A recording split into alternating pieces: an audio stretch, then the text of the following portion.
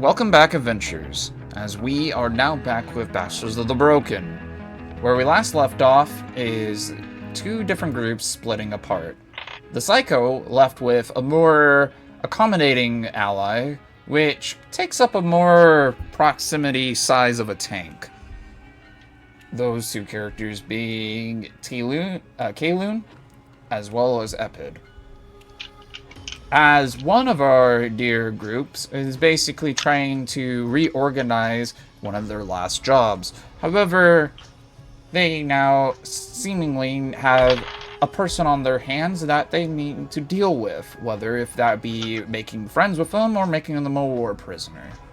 Those two people are David Anderson, our longest reigning character that has been living for a while, and one of our more threatening people, which is known as the General of the Killmongers, which we now have a name for, which is... Yay. Talbur. Talbur.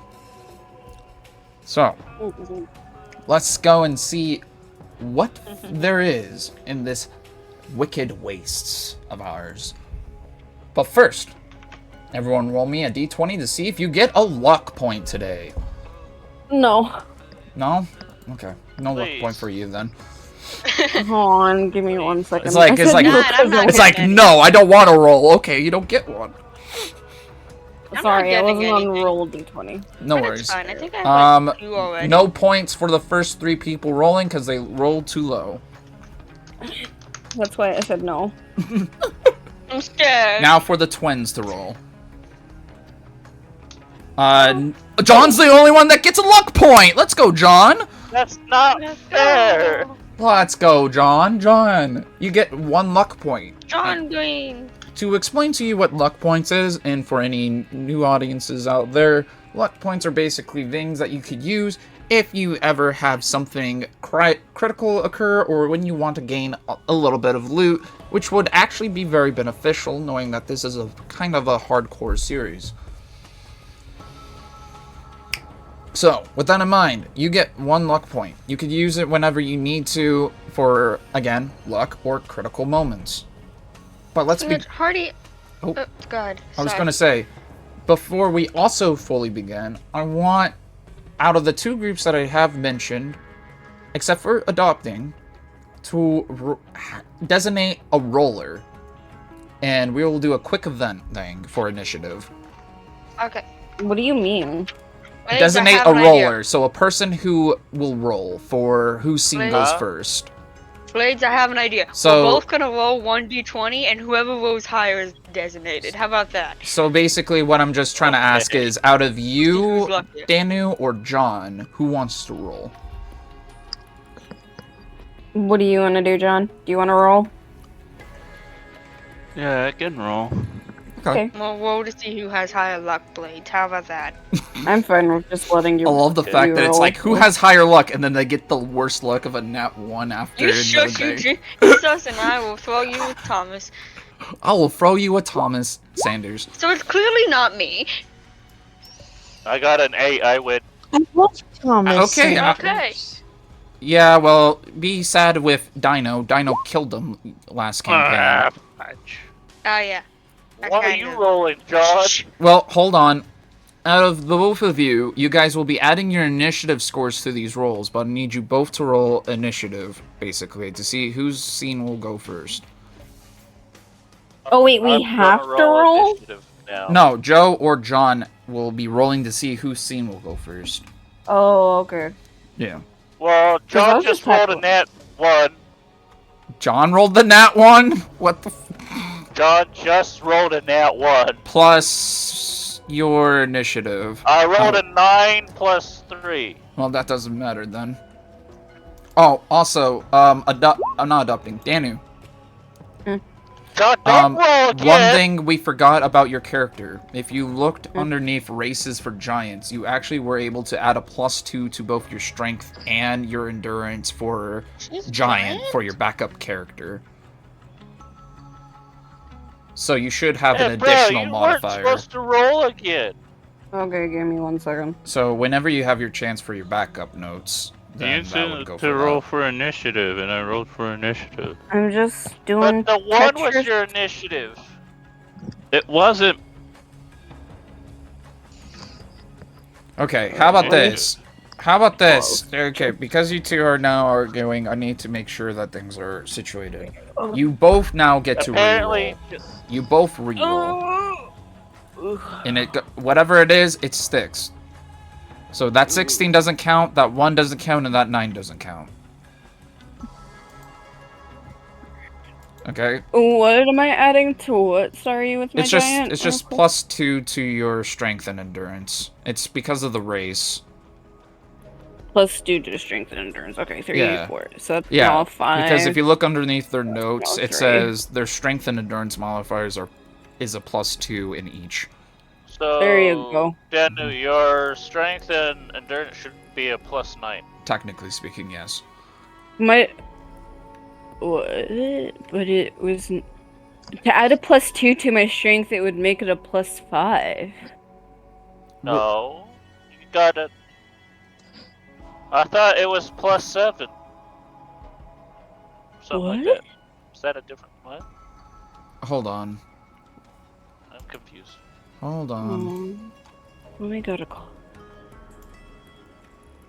I have all these notes pulled up. I was just talking about background characters, but yeah. So Yeah, no, that's a +2, so I was right. It's now a 5. So wait. Okay, so it says for your thing, it says +2, but then below it is a +7 because of the +5 blessed perk that you have. So it's my strength is now a +7? No. So what it would be, right, is that you already had a +2 and a +2 in endurance, so those would be +4s, but because it's +4s, it's 4 + 5, which is 9. So it would be +4 in strength and endurance, but then +9 underneath those little parentheses for both strength and endurance. Does that make sense? Because of the blessed perk you got. Are you looking at this? Are you looking at the happy notes, or Yes, I'm looking at happy. wait, hold on. Wait. Yeah, we're on both the same email. Okay.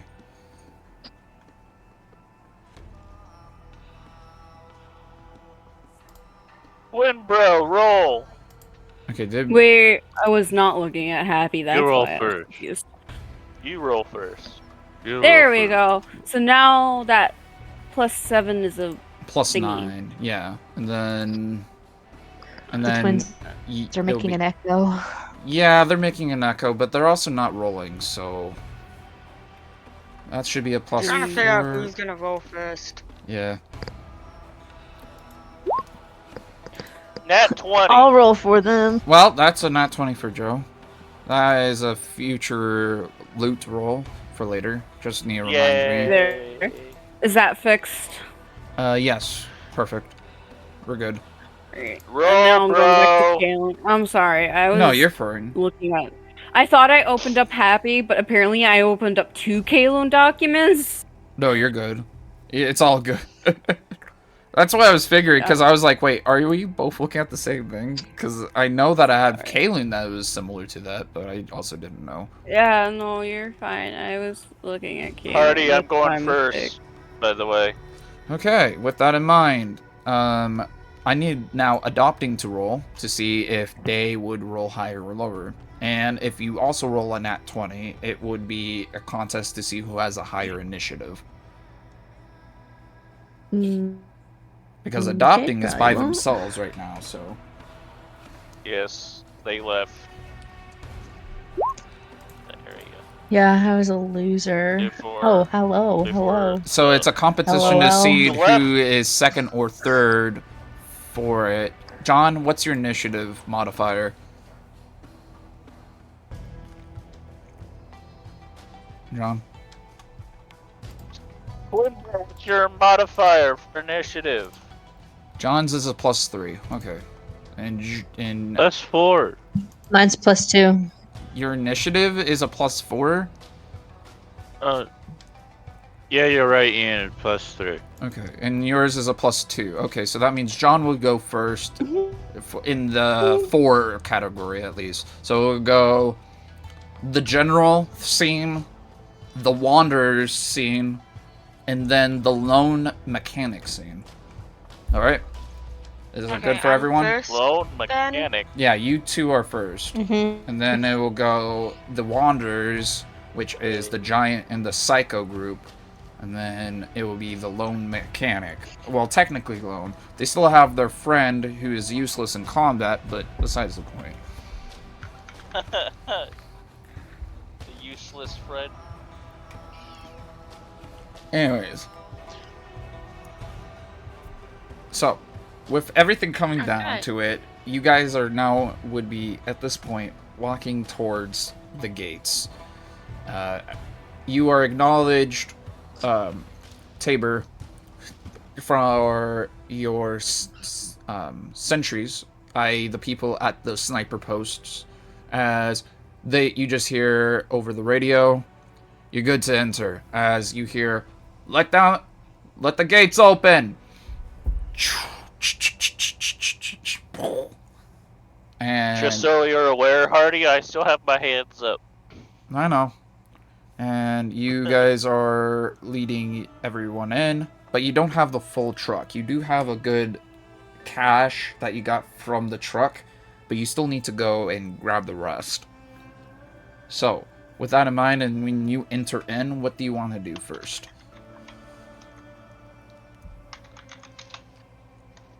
Me or him? Or You. does I'm it speaking matter, of or- you first. Okay. So, when people come in, wait, so we're coming back into the base, just making sure. Yeah. Okay. So, I'm going to I'm going to sort of look at the soldiers that came with me and just say, hey, I'll help put up the explosives. Can one of you bring him to the dang, can one of you guys bring him to the nurse area, medic area?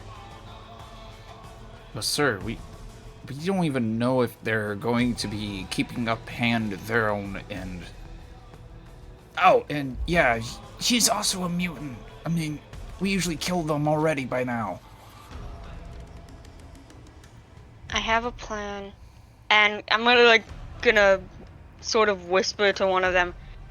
Don't actually let the medic do anything yet. Just let him sit there. After the soldiers do get that, they look towards the gentleman that has his hands up, look back to you, and they give you a thumbs up as they go, "Get him moving!" And then they butt you with the ends of their guns as they gesture you over to a medical tent, David. Okay, I keep my hands where they can see them, and I limp towards the medical tent. You do. From that, your assistant comes around, General Tabor, as when he comes forth, he goes, seems like you didn't really need the use of those explosives. What happened? I guess so.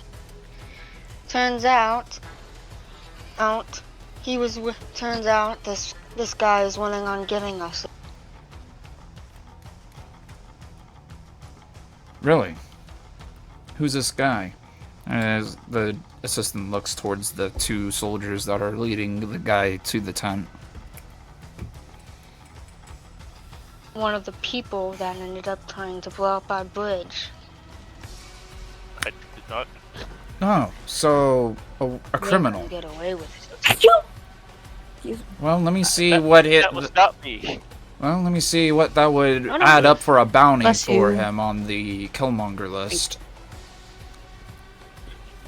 Yes, please see what it is. For now, I'm not going to let him actually have. And wait, is he hearing this? No, he's out of earshot for this. So Okay. I'm like, wait, I really hope he doesn't hear this. No, he couldn't. You would be out of I earshot. couldn't hear it even if I wanted to, Right. because Okay. I'm completely somewhere else Right. than where you're at. So I'm just gonna say to him, yes, please see just how high this bounty is on him. Oh, also, And to I'm not going Oh. to actually use any of our materials on him, so. very well. Oh, also, just to let you be aware, one of the actual bounties went that direction. And with knowing that they're with a giant, however, I don't know how you want to proceed with that. That's another issue. I'm trying to analyze the best situation for that. Well, I would proceed with our current goal, and then if we have to, not take up any other objectives up until we get this sorted out. After all, we don't need other problems when we do future jobs. That is a good point. For now, let's just get his truck. Jeep? Truck? I don't Truck. even know what it is. It would be a truck. Let's just get this truck over to the man who wants it. Very well. All of you, get yourselves in order. We got a truck to deliver. As he starts to clip onto it, like he clips open his pen and starts to write down what is already going to be needed for this truck. And from that, we go over to David. David, you are led to the tent in which one of the soldiers stays posted in front, while the other one goes, "Sit your ass down!" Butts you with the gun again. And then says, "The medic will see you shortly." I just give him a look of, you don't need to be rude, but I sit down. You could have told that to the guy you're wearing. It's insinuating that this is still the guy who's pissed off with you wearing his gay lover's stuff. Oh, I forgot about him. Then my character actually says, I could give you the armor if you want it. I don't actually need it. You're kind of already Armor, I can give tainted you the it. armor. That was kind of amusing. And then he just goes over to where the medic would be, and for a bit, they're talking to each other. So, while they're talking, what do you want to do? I look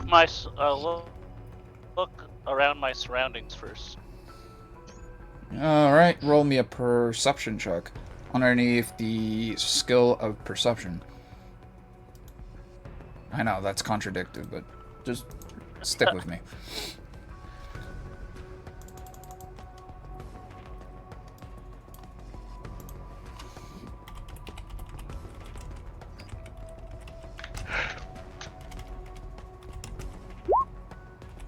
That's a 12.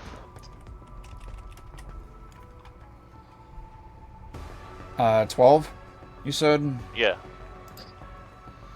You look around and there seems to be other empty cots, except for one to the very, very end, in which is a sleeping soldier.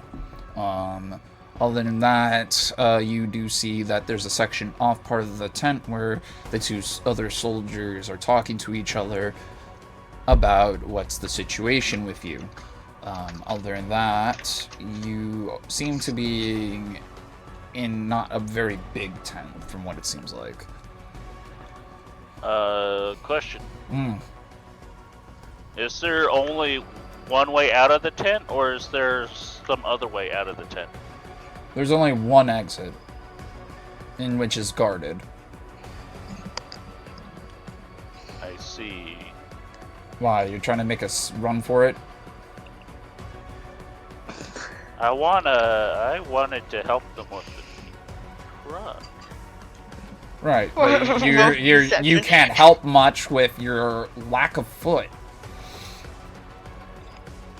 Make him roll for deception.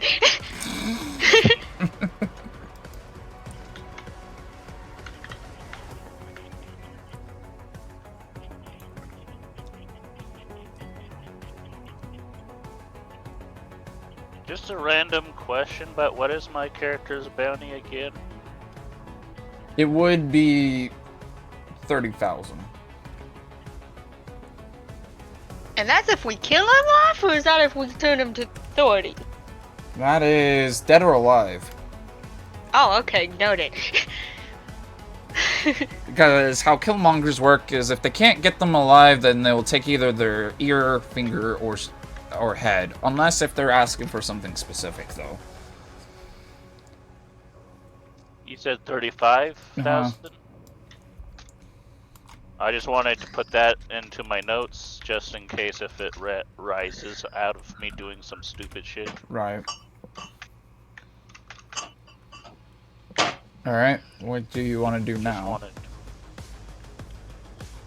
wanted to make sure I had a note of that.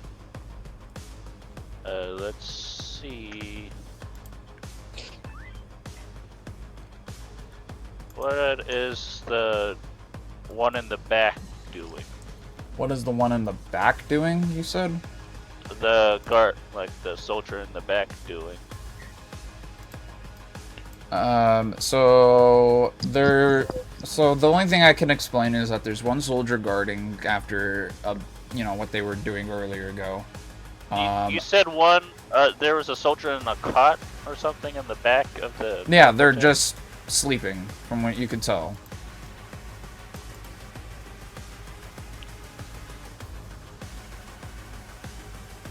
So, that's what's going on right now with that. And you said it was a tent and not a building, right? Well, yeah, it's a 10.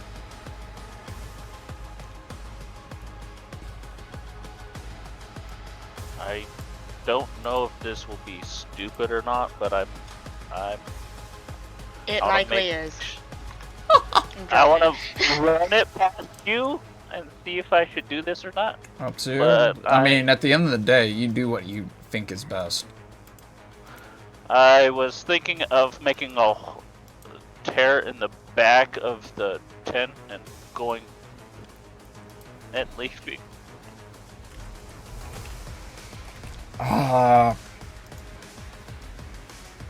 With the 12... Like make another exit.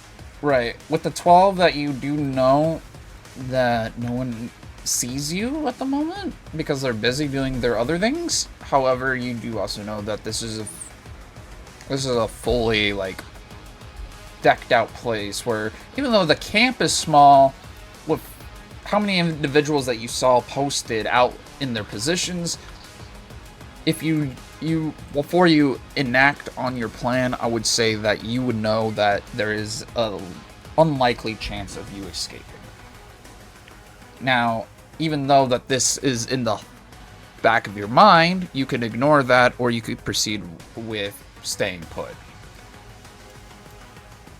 Either which way, it's up to you.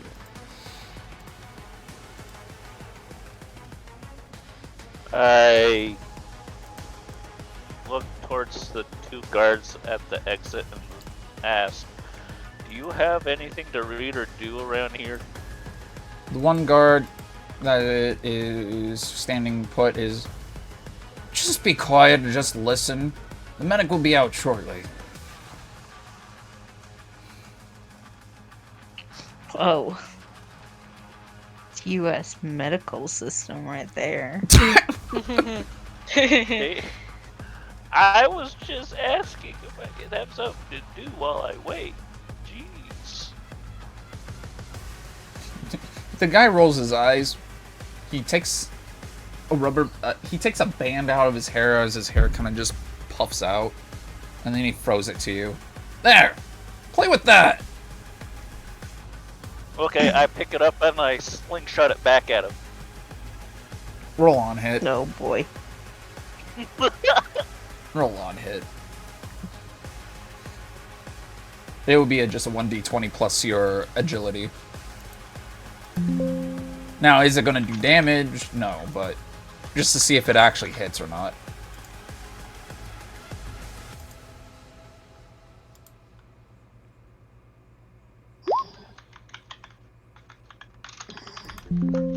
That's I'll a be right back. 14, Alright. You said what? by the way. That's a 14. 14. That would barely hit it if you were aiming for the head. Were you aiming for the head or just in general? I was probably aiming for like the head torso area, yeah. Okay. If you get him at the back of his head and he just goes.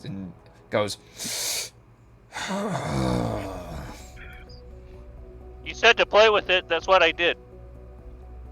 He just mutters something underneath his breath as you hear a and then just goes back to his position. Just continues standing his position. I would do that. I wouldn't do that, even though it's like unbeknownst to him what is going on. You do hear the soldier goes, the medic is here. As they now spit the ground one more time, just and then just walk and stand next to the other guy, and they chit-chat for a bit. The medic seems to be roughly in his 60s, but he has a bit of a friendly demeanor from how he looks, and he has a huge gash going from his right eye down to his left side of his neck. Damn. Alright. Hello, I am Dr. Aste.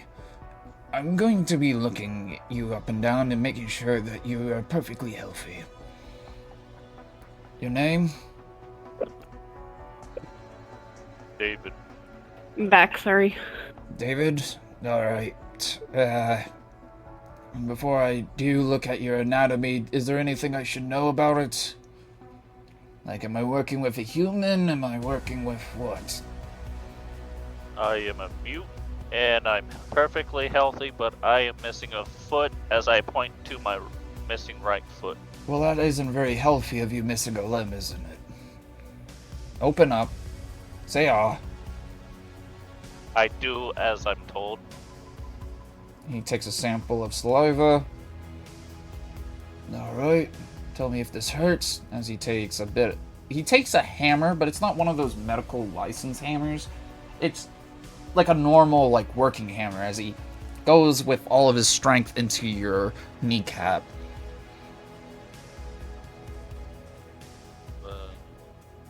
Do I take any damage from it? No, he just hits you with it. You're supposed to react, though. You know, he hits your knee, Ow. you bounce it up. You say Yeah, it ow. bounces up, and he's just like, that tickled a little bit. I see. Alright, I'm going to need a blood sample. This won't hurt. As he takes a big syringe and plunges it into your arm. My character reflexively starts the syringe from going into his arm. I said I need a blood sample. Let's go with me. And as soon as he says that, you hear the two guys go, "Any problems in there?"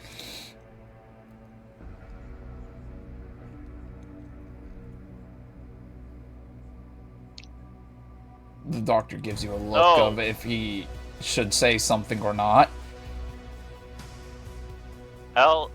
My character actually yells out no and lets him slowly inject the syringe. So you let go of him? Yeah. You do, as he says, "Not a problem." They go back into their positions before entering the tent. And he plunges the needle into your arm and starts to extract blood as he says, "I didn't take your kind as the sort to be scared of needles." I wasn't scared of the needle, it just shocked me a little bit, that's all. Whatever keeps you at sleep at night. Alright, I think I got what I need. I'll come back later for your foots. As he goes to the other side of the tent, and as we do that, we go back to Dino's character real quick, as a majority of your soldiers already went out to gather the rest of the truck. Your assistant comes to you after some time passing and says, I got some data that you might want to look at. I have it gathered here on my clipboard, as he hands you his documents on the said clipboard. Alright, I'm gonna take a look at it. You do take a look at it, as apparently on the clipboard, due to everything that he has calculated for how crime would be considered in the sore thumb of the wicked race, known as Veilstrom. Not only that, but taking into consideration some other hassles that have occurred from other killmongers spotting in the distances, it would be 30,000 credits. But not only that, but there is also note that he has apparently associated with a group of super mutants that are... Harty, you cut out for me after hassles? Hassles? Shit. Dang it. Of course I cut out. Okay. Hassles. Okay. Hassles. A few from hassles other here. incidents? Yeah, from other instances. That killmongers in general have cited. Okay, so from there I was going to say it's 30,000 credits, right? Sorry, I should have... That's a lot of credits. Am I still lagging or am I... I heard you. Okay. 30,000? 30,000. And then apparently from sources of different killmongers outside your group, he's been cited with a group of super mutants that are lodged within the deserted mall. And do those super mutants have a bounty? Those super mutants are known to being very hostile, with their bounties ranging from a different actual job that is out of your pay at the moment due to you already having a job to deal with. But that job is around the same pay grade as yours, of clearing them out. So it pays the same as what you're doing right now.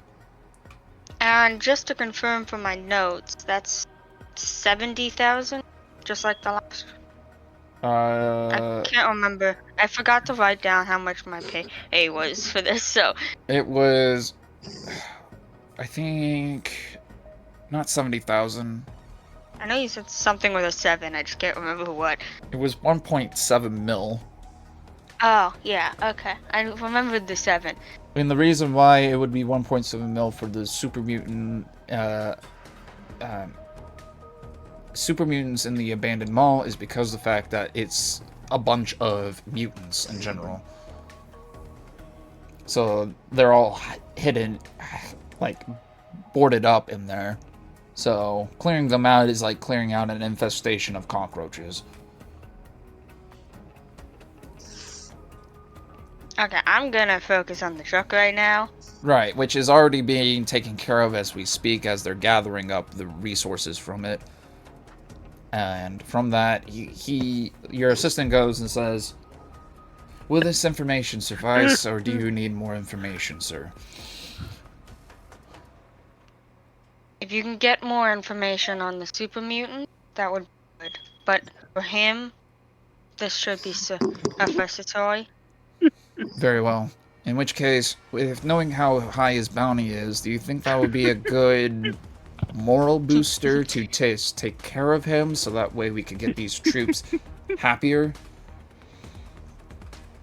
After all, it seems like a lot of them just want him dead.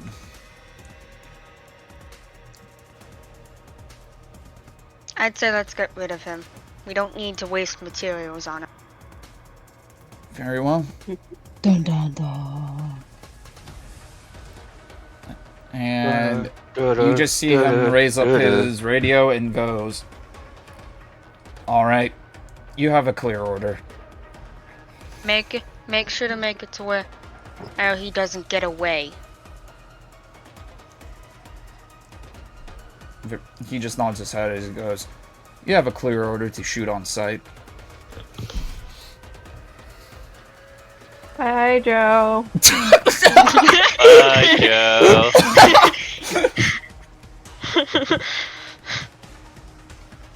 In which case, we will actually leave it there for them for the time being.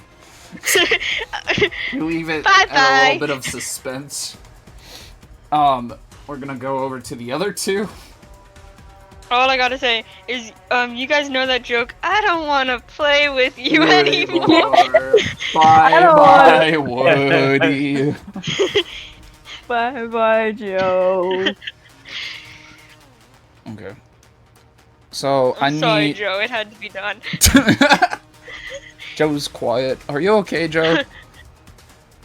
No hard I was feelings? gonna talk the whole time and I was muted. No hard feelings?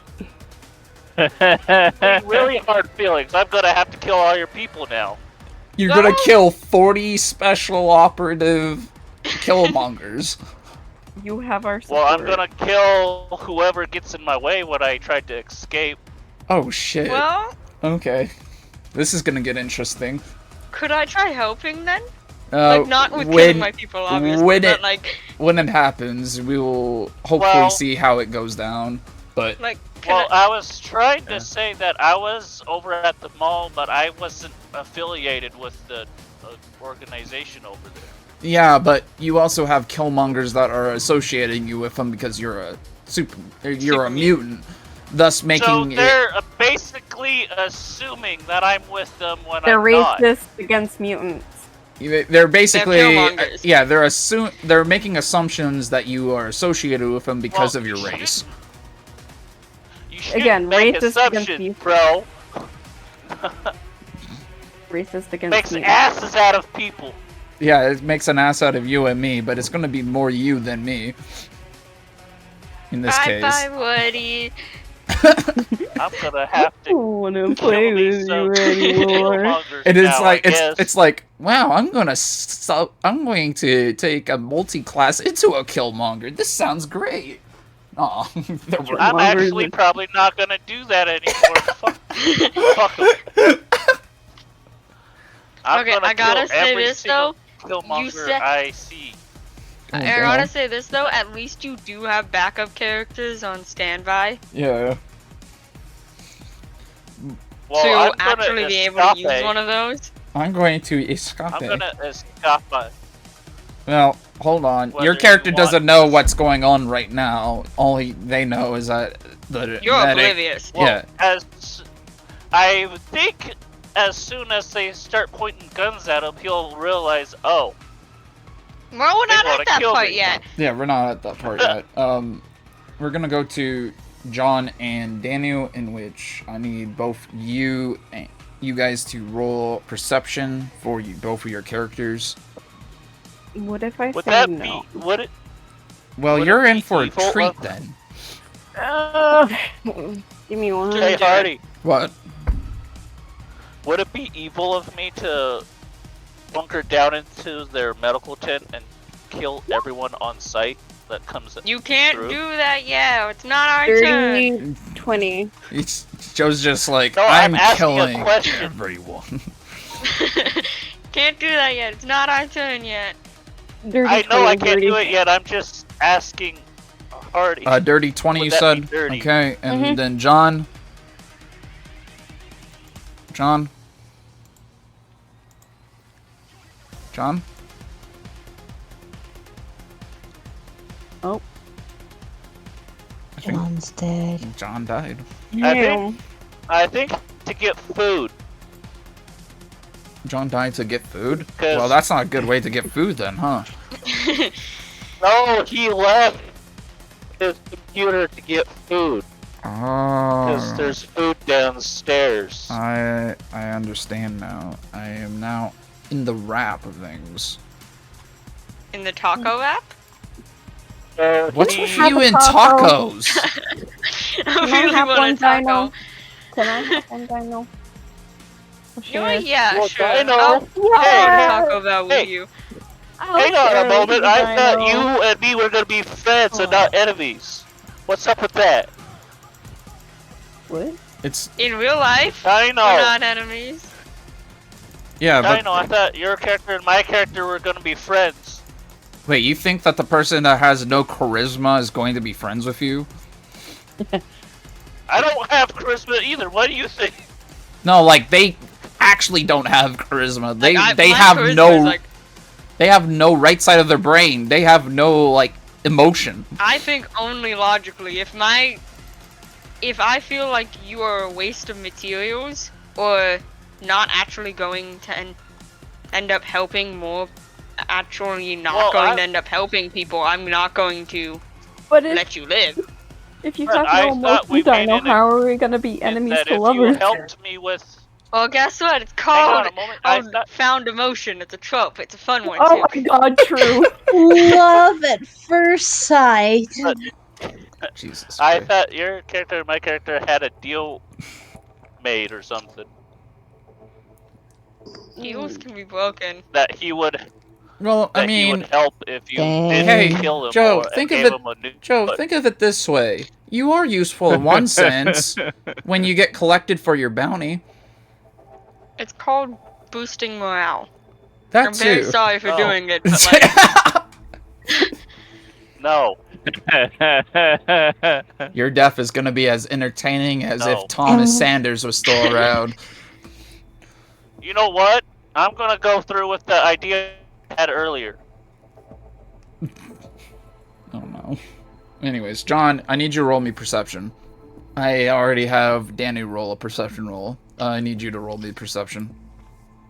Okay. 1d20, right? 1d20 plus your perception.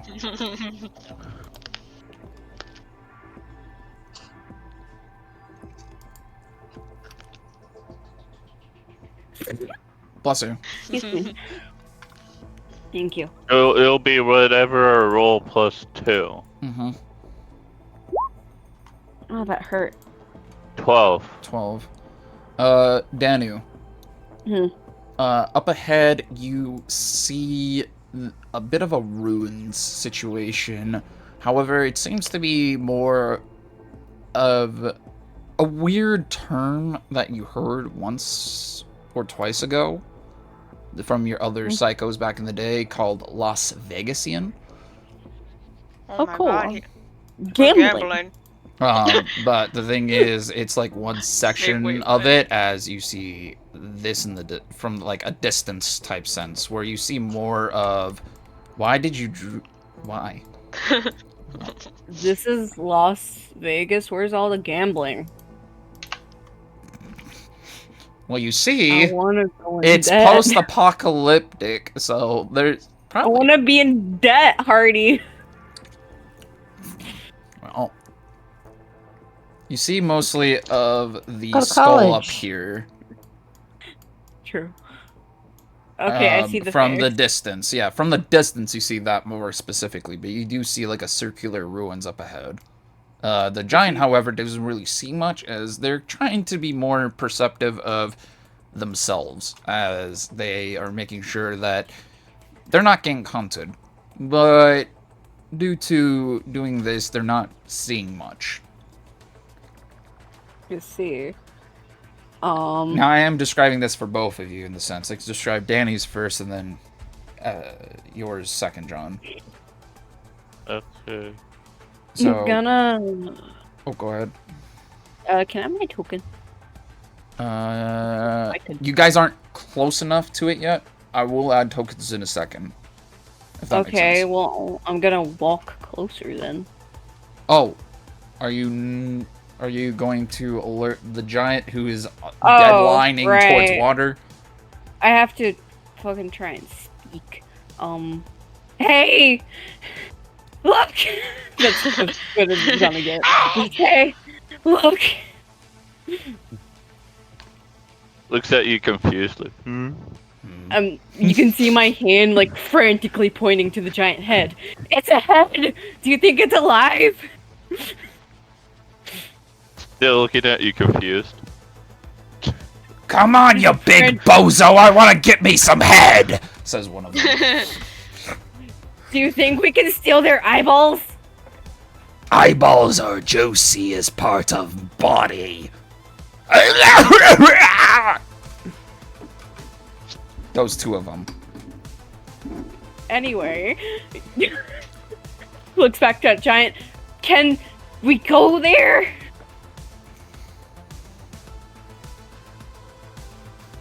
My character's really confused, but starts walking towards the circle.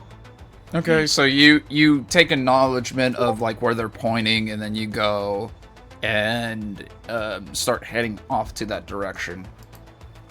Even though he's still a little bit confused. I'm trying to convey how my character would speak, and they're not very good at speaking, because... Yeah, I know.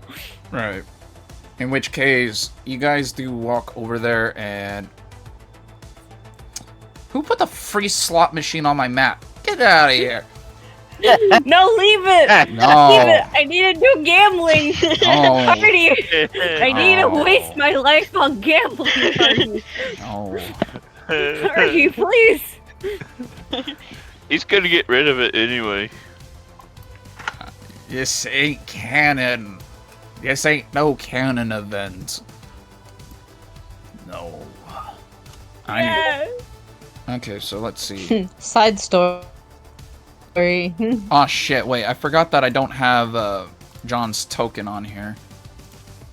Wait, what do you mean? Sorry, looks like your session has expired. Please exit the game and log back in. Huh?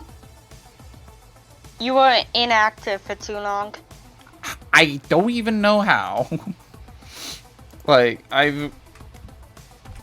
It happened with my session too. Quick, You were drop inactive slot for machine too back. long. Div. You can if you want, but he'll just get rid of it again. You know what? You know what? Even better. Even better. I'll bring back an Odie.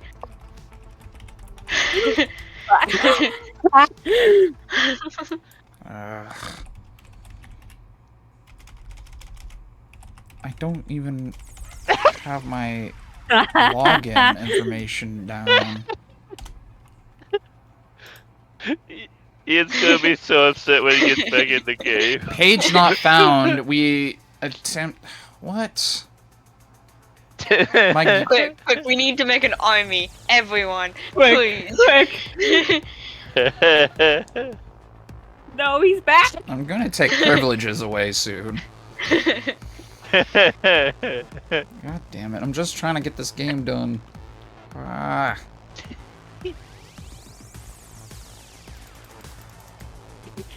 Alright. No! Dang Okay. Kaleun, This fun while it lasted. Oh, yay. there you are. I am small. 1. There should be 6 of you with 5 clones. 4. I want to move all of them. I 5, want to be able to 6. move all of them. Moving you guys over here. Yes, there's so many of me. Who did the wall? Wait, there's 7 of you. There shouldn't be 7. 6. Who 1, did 2, the 3, 4, 5, wall? 6. Why is there so many wasted nat 20s in that? Hold on. What? I can't. Hold.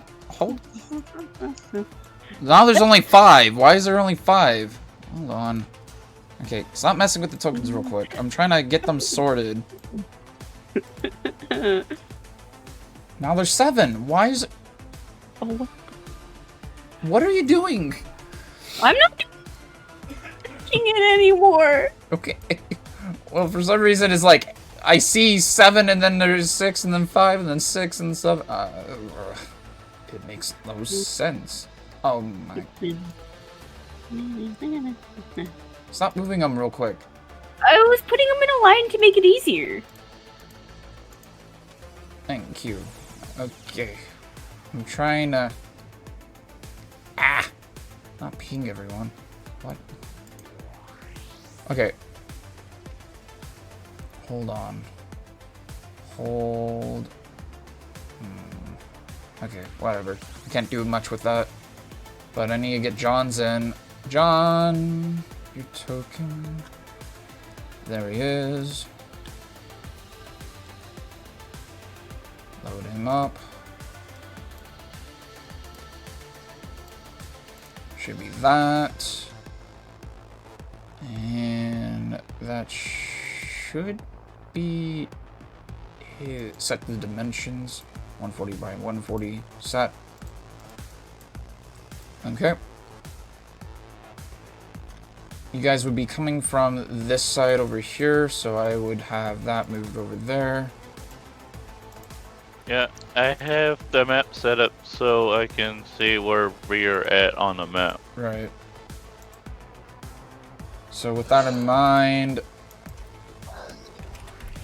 I need you both to go ahead and do what you guys want for exploring this map. Yes, let me move them. Well, just do note one thing for your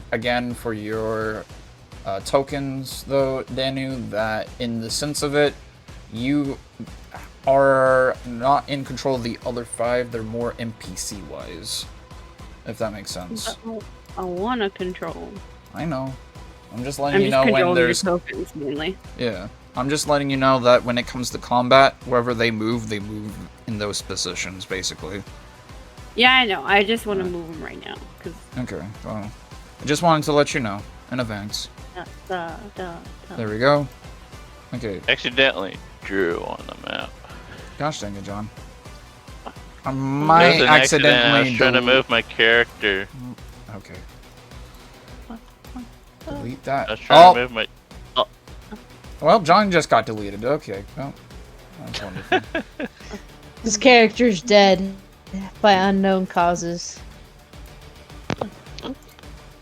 Bye-bye, Woody. Set dimensions, 140 by 140. Okay, go ahead and move your characters, but what are you guys wanting to do?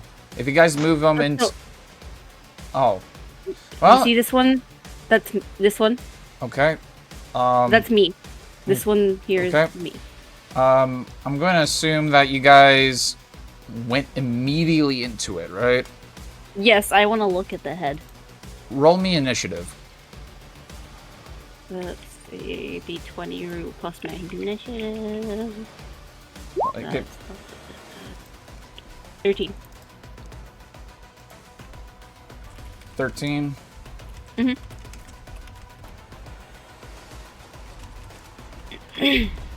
Alright, John? I have to roll it too? Yes. 9. Okay. And then just to double check with our dear mutant friend, you have an initiative of 2. Mm-hmm. So, what the hell is all that rolling? Okay, so gonna roll 5 times 1d20 plus 2. And I control C because it's 5 people. There's a ton of nat 20s in there. 2, okay. 3, 4, Who got the 5. nat 20? Okay, so pulling up the initiative order. This one over here. Ah, shit. Apparently. Why are you like that? I don't understand. F11. Why are you like that? Are we already gonna be fighting something? Oh, great. There's that. We're gonna be fighting something. You pulled up the fighty county thing. Yeah, I said initiative because you guys walked into the middle. So I was like, okay. No. This one did. Okay, so... That one doesn't exist. This one exists, in which that one is the... What was it again? 11? Okay. Oh, wait, not 11. It's no 13. And then adding you to the turn order, John, you got the 9? Yes. Okay. And then adding... Let's make you the first one, Mr. Guy. You're the first one, so that would be a 10. Then you would be our next candidate. Who? That what? is... I thought, wouldn't the nat 20 go first? Yeah, I know. I'm just putting them on the thing, and then I have to click the sort button. Does that make sense? Oh, yeah, okay. Sorry, I was confused. No, you're fine. That should be 22. If I'm last, I swear. Well, we'll see what happens. That is a 10 right there. And then there's this one right here. That is our dirty 20. And lastly, we have you, which should be the other 10.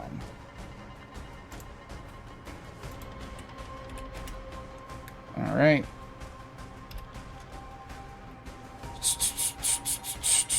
Okay. I love the fact that the toenails are being colored in.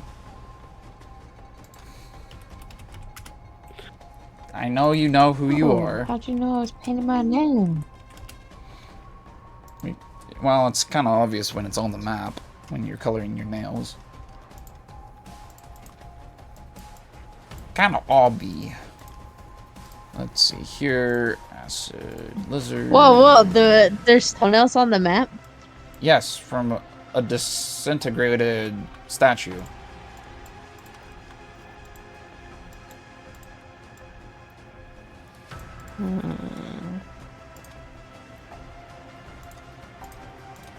Alright. Also, John, as I put up this creature...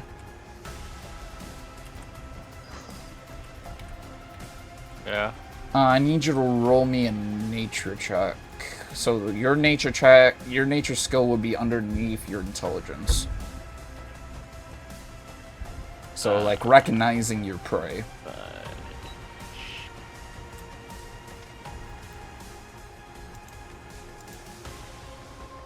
As I finalize what is going to happen.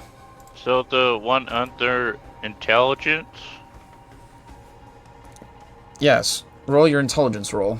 So whatever a 1d20 is plus your intelligence. This one right here is bait. This one is bait.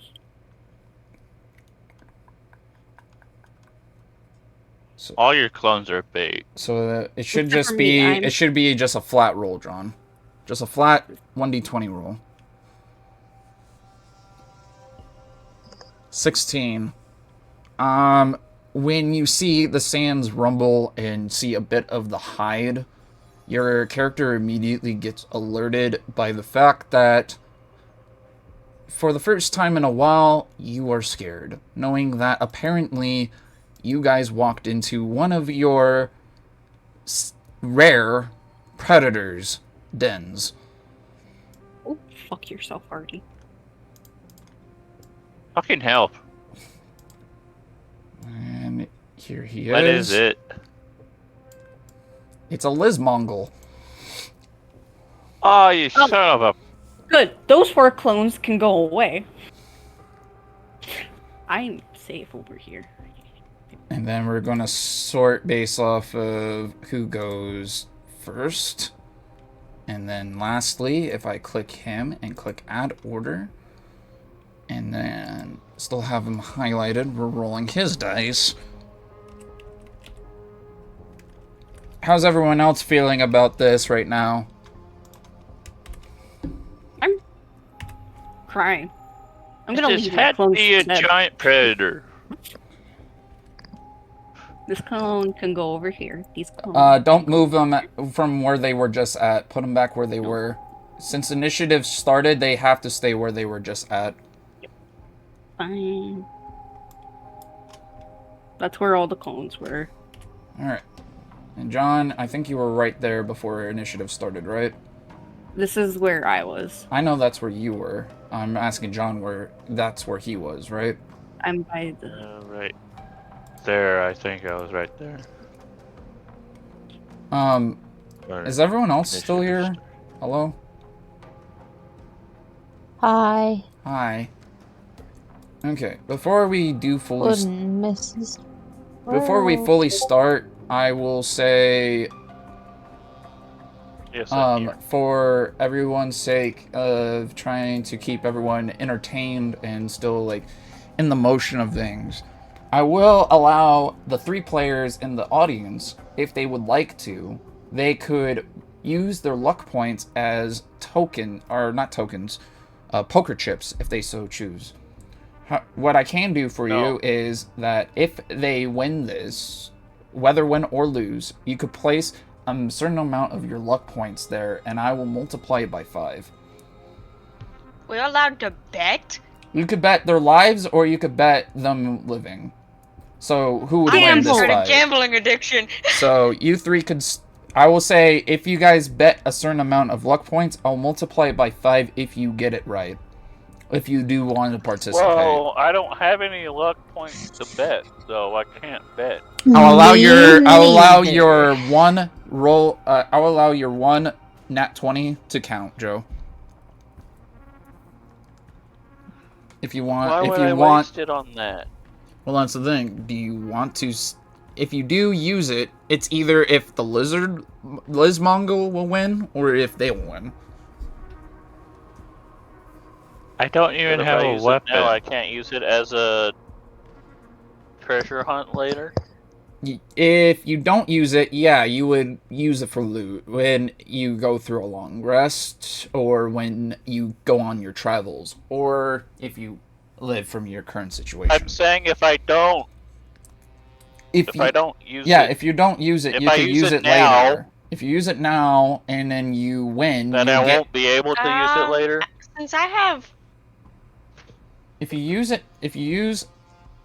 use what I'm trying to give you now, you cannot use it later as a luck point. You will use it for just what I normally do for nat 20s when in the middle of the game, which is normally just loot drops. So we continue on.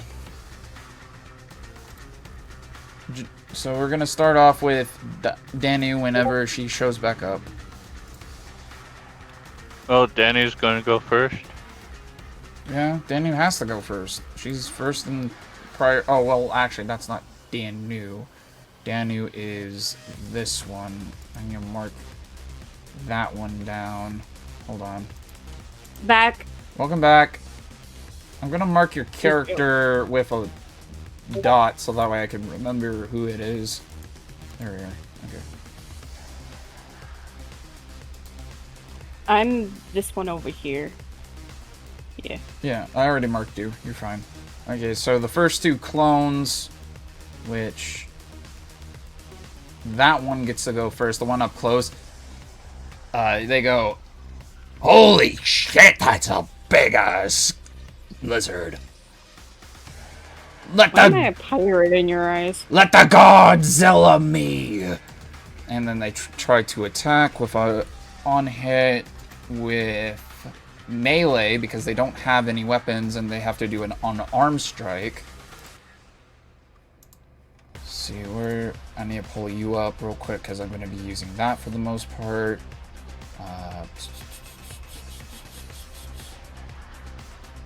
I think I know what I'm gonna do.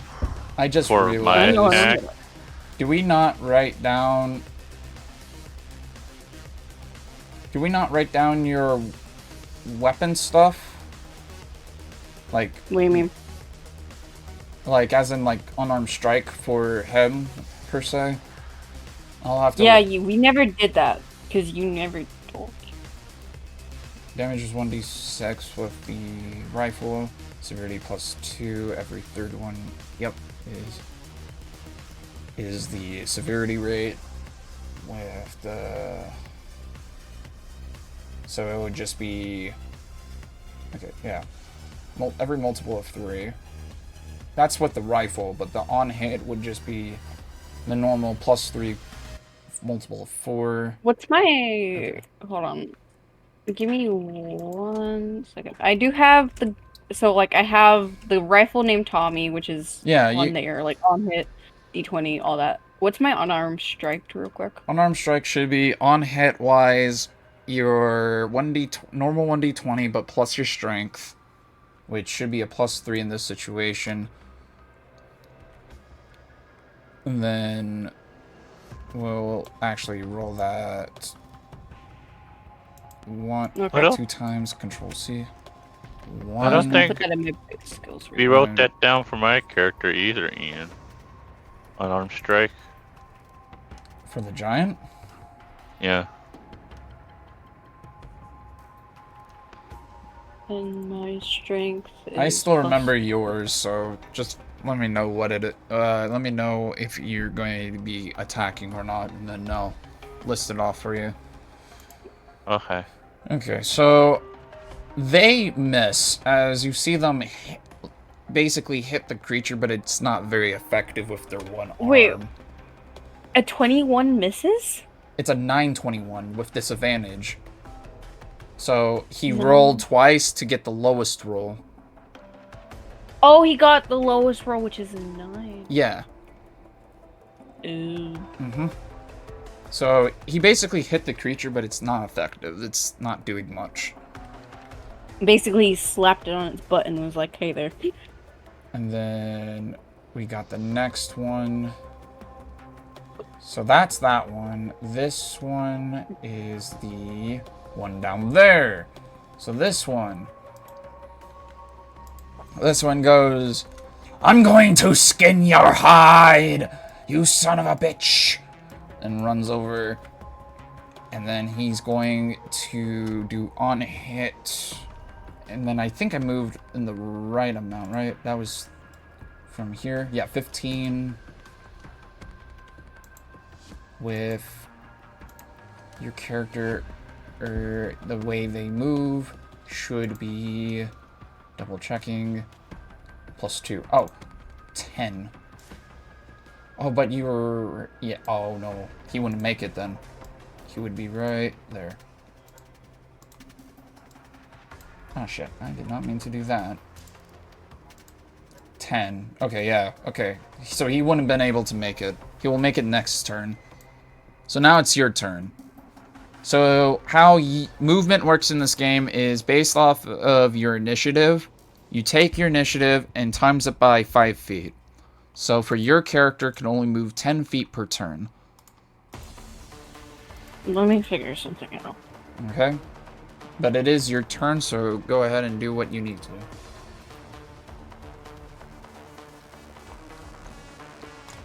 How far can my gun reach? What's the different distance? You should be able to shoot him is basically what you're asking, which you should be able to. And I've got clips of that. Do note that clips come out of how many times you roll your die. So each one bullet would count as 1 damage die. Okay. So how many bullets are in one clip? 7 to 8 for your gun specifically. So I would say for the maximum of 8.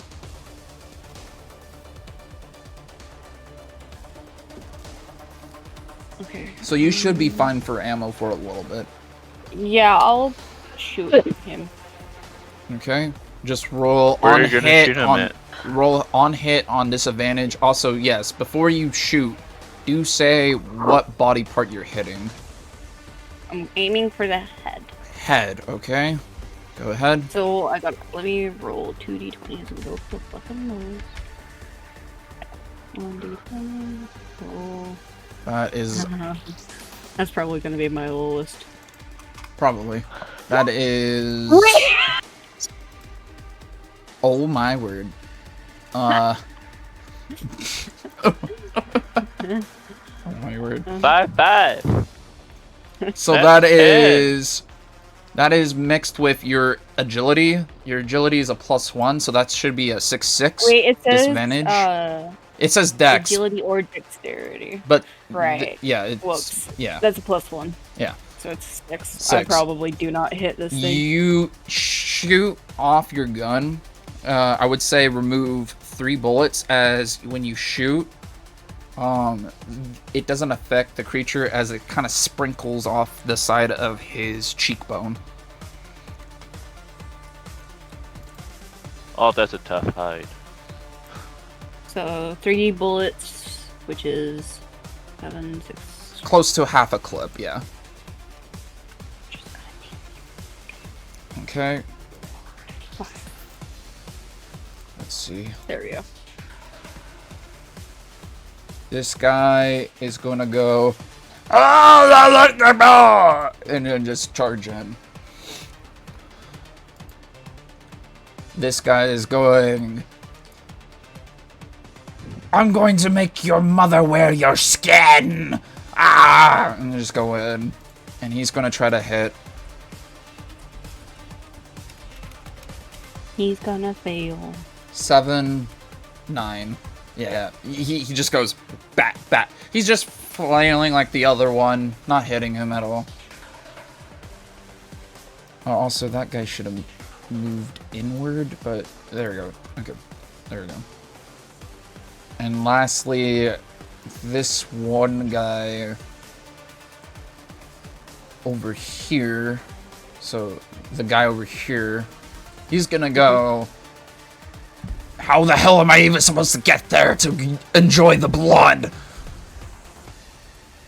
Ah, fuck it. And then he's just gonna go boop, and start heading off into a different direction. He's running? Yeah. Good idea. You coward.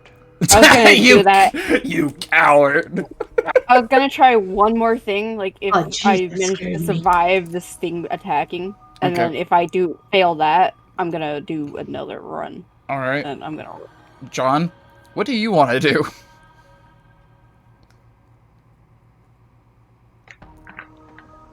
Please be better than me and my clones, John.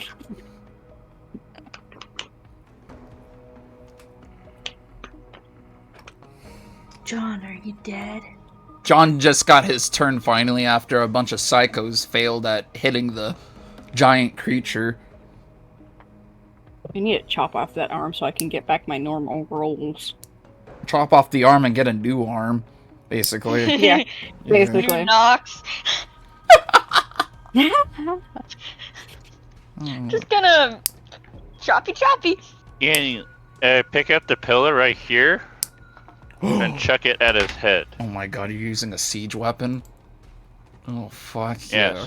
Okay, so you have 15 movement. Do keep that in mind.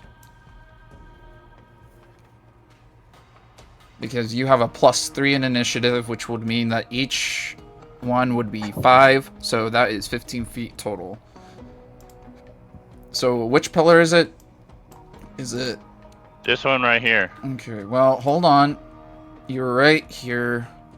That's 15 feet. Okay, yeah. So next turn you're able to reach for that.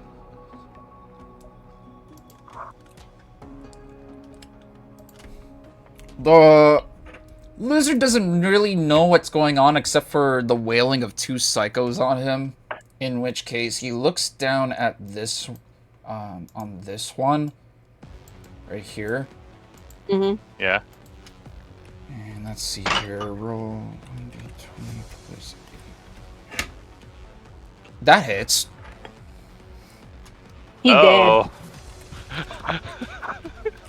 Let's roll for severity real quick. Taking into the account of normal severity, but timesing it by 2 because it is a larger creature. So adding that for the multiplying that for the modifier, and then adding that to the actual severity roll. Bye, clone. That did not roll properly. Hold on, that is not a correct roll. That was supposed to be a 1d20. That is a 1d220. I don't know why that happened. I am sorry about that. LOL. It's just how it works now. You gotta accept that now. Okay. That's the severity rating. What? So that 39's the severity rating. God. My God. Actually, that should be this. That guy's doomed. Yeah, no, that my clone is dead. I think I know. That's what I wanna do now. 102 piercing damage with its teeth as it picks him up by the abdomen as you hear, "Oh shit!" and just munches down onto him. Bye, clone. No. He is... That one's dead. I can't click on him. Hold on, let me move him out of the way to delete him off there. There we go. Bye, clone. It doesn't even move. It just enjoys its new meal. The Dirty 20 guy's still alive. He sees it happen, but acknowledges the fact that he's gonna still try to do something as he just goes and says, "For the other Kaleun!" I think that's the first time my name's been said in this entire campaign. I have not introduced myself once. Okay, +3, but at disadvantage, so should be that. Okay, but what about the second one? Okay, yeah, that seems about right. As he just wails on him and doesn't do anything at all. It is now your turn. What do you want to do after seeing that happen? I'm debating. I can either flee and save myself, or I can chuck all the fucking C4s I got, including the one in the medkit. True. Also, if we didn't get to use Kazooie would have been very good in this situation. Yeah, but I want almost definitely. Yeah. I mean, you already had a big creature on hand to deal with as it is. So throwing distance matters, I'm assuming. Throwing distance would still be on hit, which would be disadvantaged, meaning that if you fail, it would only go a certain amount of feet before it gets to him, yeah. Okay. And I have to pick, I can't go for either. You can also move forward a little bit before you throw, too. Yeah, but I want to be able to chuck in the same move. If I move forward, that's my end. My turn is gone. Well, no, if you move, you can still use an attack. Oh. Yes. So you get a movement, you get an action, and if there is such item that allows you to use it as a bonus action, you can. Okay. But otherwise, it's just usually movement and action. Right. Okay. And I can move once, 10 feet, you said? 10 feet. Now, I do acknowledge the fact that when you said what you said, I think you were thinking about the dash action. Dash action takes us up your action, so that way you can move double your movement speed. So, for you, for a dash, will be 20 feet. Does that make sense? So, 20 feet would be a dash. I gotta think strategically here. Disadvantage. Let me think for like 5 seconds. You're fine.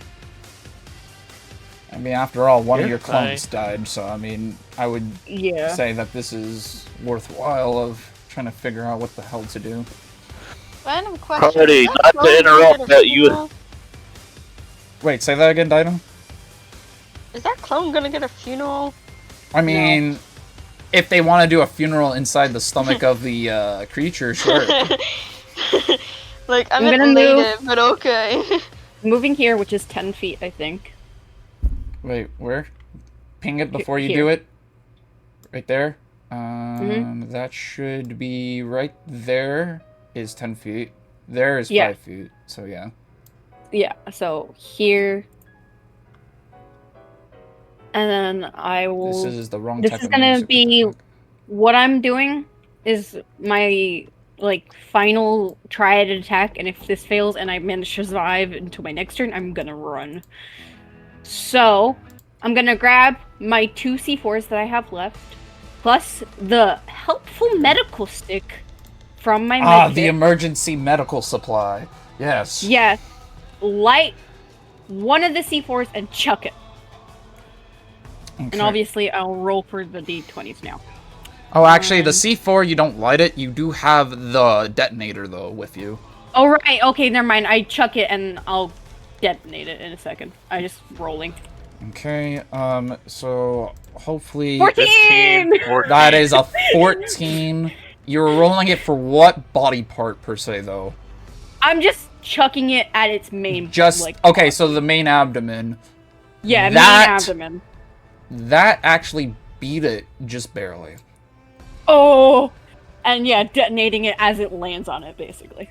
Okay, the severe... all so three. for... wait, you threw all 3? All free C4 and medical stick. Okay, so I would say for allowability, I will allow if you did that with the C4s, but hold on to the emergency stick. Yeah, I'll do that with the C4s then. Okay. So with that in mind, I would need you to roll me the severity rate, but have it as a multiple. So it would be, instead of just the 1d20, it will be 3d20. And then knowing that the severity rate is a plus, okay, that would be... All 3d20 at once? Yeah, and it will be a plus 40. So 3d20 plus 40. 23 plus 40 is 63. No. I mean, it's 3d20, so you have to plug that into the basic thing. So roll, so it should be... 20 plus 40. Roll each of them. So, no, I'm saying overall. So slash, it should be slash roll, space... I did. 3d20 plus 40. I did. Oh, you did? Oh. That's what I'm saying. Not the 3 part. 3d20, and then the plus thingy, plus 40. Well, I could take that 23 and then add the 40 to it, so that's 63. Yeah, just do it that way. Okay. Yeah, just do it that way. So 63. Okay, so I need to do that calculation real quick on a separate calculator. And for severity if this fails, rate. I'm running. Well, knowing explosives is one of the more deadlier things, so it has a low multiple, which is good. That's a... Okay. The new roll that you need to do is going to be roll 21d50 plus your dex. Oh, no, agility. Wait, no, not agility. It's intelligence. Sorry. 542 plus agility? Yeah, so what's your agility modifier real quick? 1? Oh, not agility. So sorry, intelligence. That's what I meant to say. Oh, intelligence. Yeah, it would... Two, so... Plus 2, so it would be 21 times 2, so it's another 42. So 542 plus... Okay, you did 584 explosive damage. Is it dead? Damn. Let me calculate that real quick. If it's not dead, fuck you, Dino. I get your points. I'm kidding. They all go off separately, one by one, as they aim for the main body as you throw them out. And when they do, they kind of catch it off guard as it kind of stumbles a bit. And then it slightly catches itself as it puts one foot all the way down and just roars, just... And then looks in your general direction. It's gonna target me. Okay. But it is bloodied. Oh, so it's damaged, but it's not dead. Yeah, you bloodied it. A bloodied basically means you're getting it to very low health. Cool. Joseph, roll high. Joseph, you mean John. Yeah.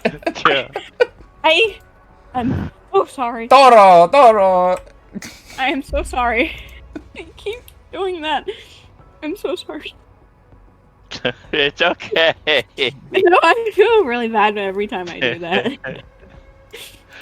Okay. It's fine. They sound exactly the same. So 12. It's not that. I just keep getting confused with who I'm talking to at times because of my auditory problems. 2. Let's see.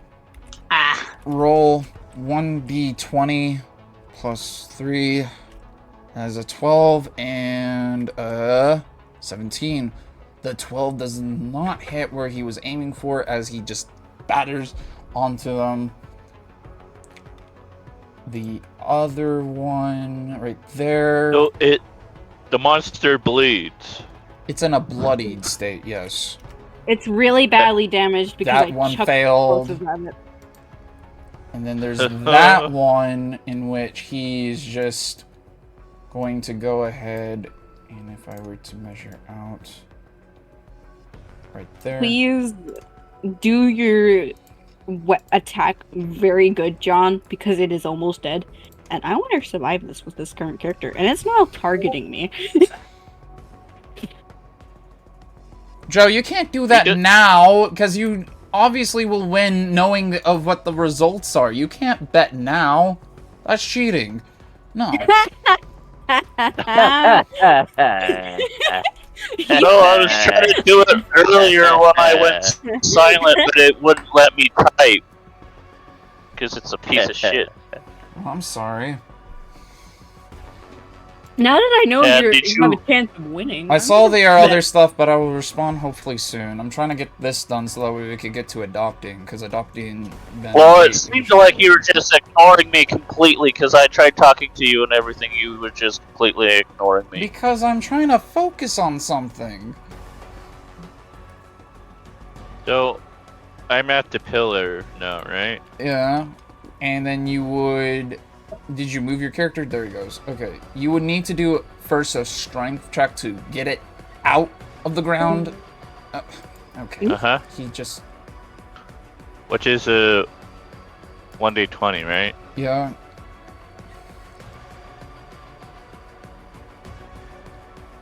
And then you would need to use that strength check. It'll be whatever I roll plus 6. Okay. And Joe left, apparently. 16. 16. Oh, he's back. Alright, 16 does succeed. As you would use your turn pulling this thing out of the ground as it cracks and shudders. As you now have it not over your head, as you're struggling slightly to hold this whole thing up, but you are wielding this entire pillar. I'm gonna die. Let's go. I'm gonna die. Sorry. Alright, so movement for this creature. So that's center of mass. So it would go up to here for movement, but if he goes and sprints... Don't do it to me. Don't make him sprint. But the thing is, if he dashes, that means that he cannot attack you right off the bat. What if I use one of my luck points, because I got one, can I successfully flee? Out of curiosity. Not successfully flee, but if you go down and actually go down, you could use your luck point to count as a success for your death rolls. So three luck points would equal I get up from death and I can survive. Oh, I thought there wasn't death saves in this game. There are death saves at a certain point. How come I didn't get death saves? Because you didn't have luck points at the time. Do you not remember? No. I had one. You had one? Well, that would have only gave you... I had one. I would have counted, right? But you also blew up. You gotta think of that. Usually death I saves... had -1, but like... Yeah, you blew up, which meant that you probably went over a certain amount, which by normal rules of death saves, if you went over half your HP bar from damage, you just die immediately without death save. Dang. So there's also that ruling. No! How am I biased? Joking, obviously. It's like, how am I biased, dude? Me having an opinion? That would never happen. I forgot I healed myself and that I didn't add that to my health. Whoops. I forgot. Ooh. You know, I will do this one instead. All three of those guys will need to make a dex save, which will not be at... or agility save, which will not be at disadvantage because they still have both their legs. So 1d20. Agility is a 2, right? Or is it a 1? It's a 1. My agility is a 1. Okay, so 3 of those rolls, if you don't mind, DM. That's a 13 on 1. That's a fail. That's a fail. And that's a fail. Okay, they all failed. They all die? Cool. Well, hold on. Well, because I needed to see how this would work. 9 would hit still, I would believe, because you don't have any special armor, right? They don't. I don't either, I don't think. Right, okay. In which case, that would be severely rating up that specific attack.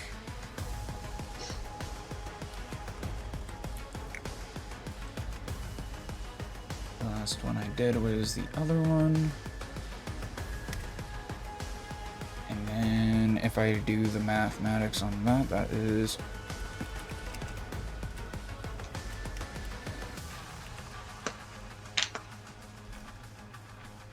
You see him get pissed as before he looks like he's going to lunge, his tail swings back behind him as it hits all 3 characters right here off into the distance, breaking all their bones on impact to its tail as their limp bodies just crash into the sands of the Wicked Waste. Dang. It roars one more time before it leaps towards you. Yeah, it gets ready for a lunge, but it swept its tail from the back, killing the rest in an area of effect attack. So you and the one that's trying to run for its life are the only ones left.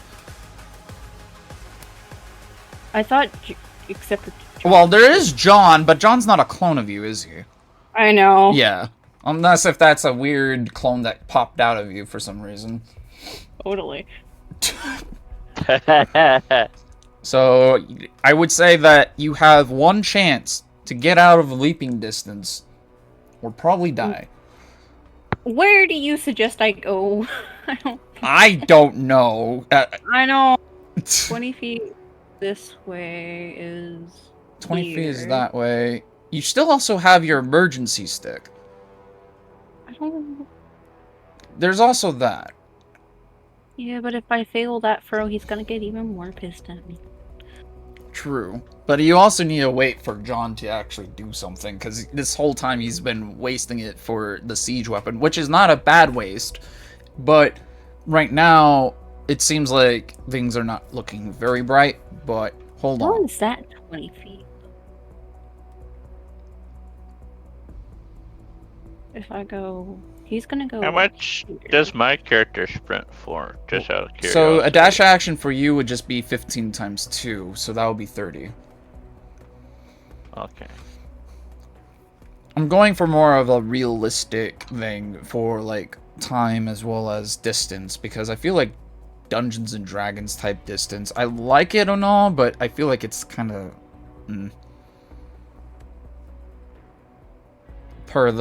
Per, I guess, 6 seconds. Because I don't think an average person could go, like, 30 feet in, like, that amount.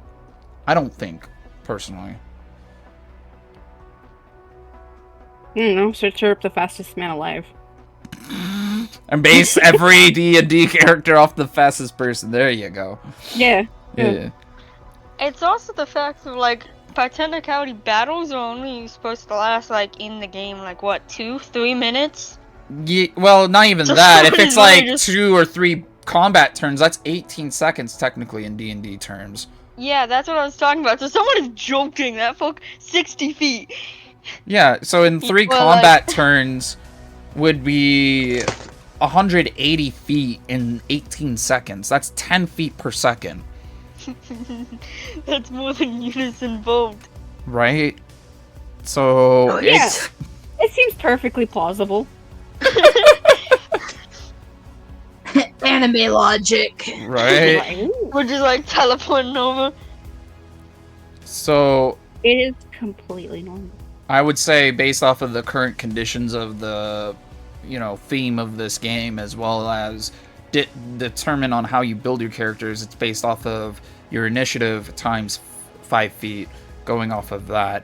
And even then, that's just somewhat plausible.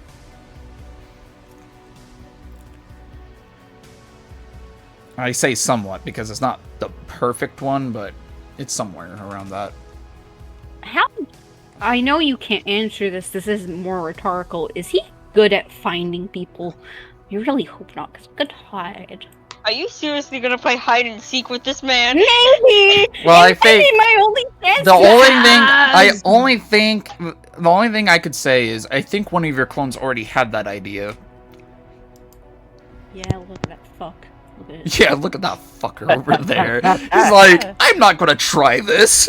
Fuck that. And just runs off. Doesn't he have an angel and devil on his shoulder? The devil should be like, hey, attack that fucker. I think he actually had one of those moments in which he just said, fuck it. It's just... Fuck you, I'm taking your mental damage. What if it was the demon that was the one that straight up said, you know what? Fuck it, leave him. Yeah, even the demon's like, fuck that. The devil's like, betray your friends. Run like a coward. Don't fight admirably, fight dirty.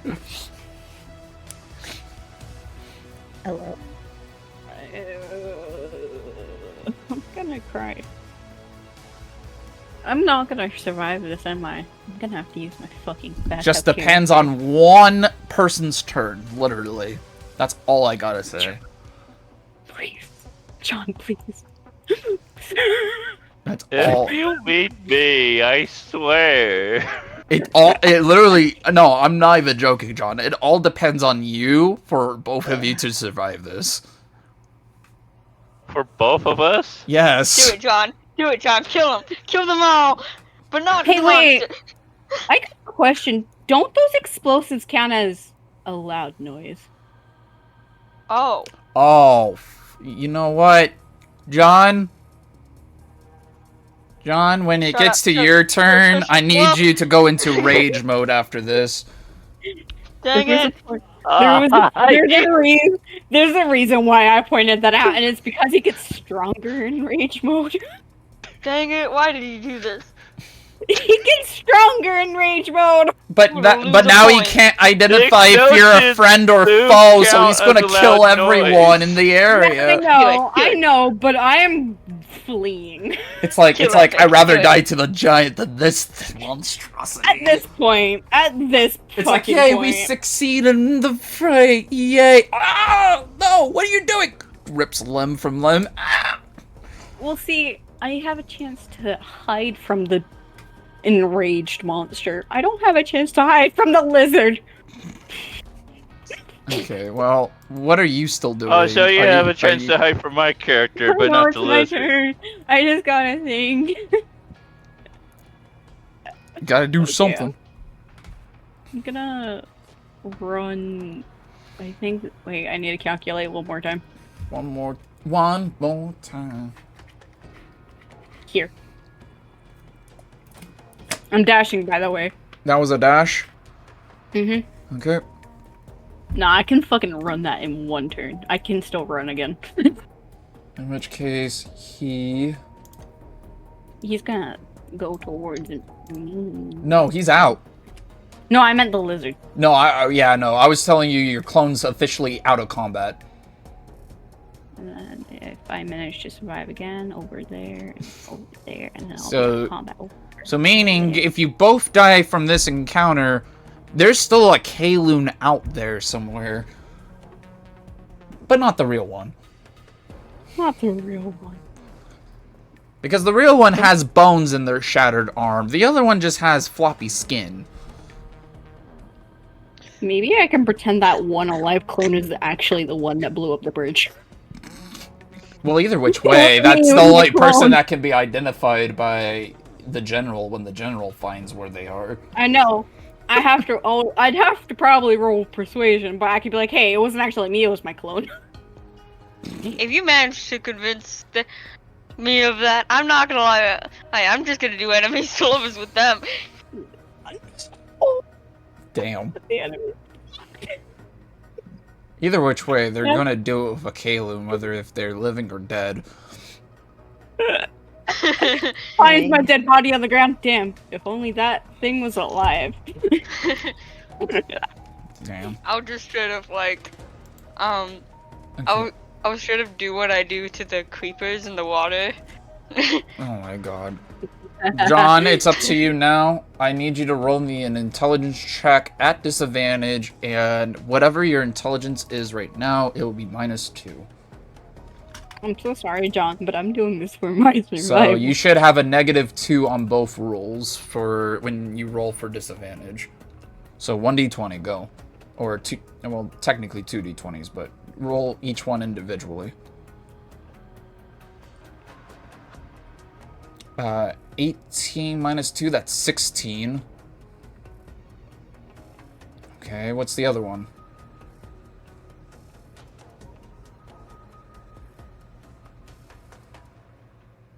And you failed. Just barely failed. I'm so sorry, John. You go into rage as when you picked up this rock, you feel as though the sounds from the explosion immediately heighten your anger as it reminds you of the bullet that went almost into your head. As now this stone pillar is now over your head, you now gain advantage on your attack on hit for this thing.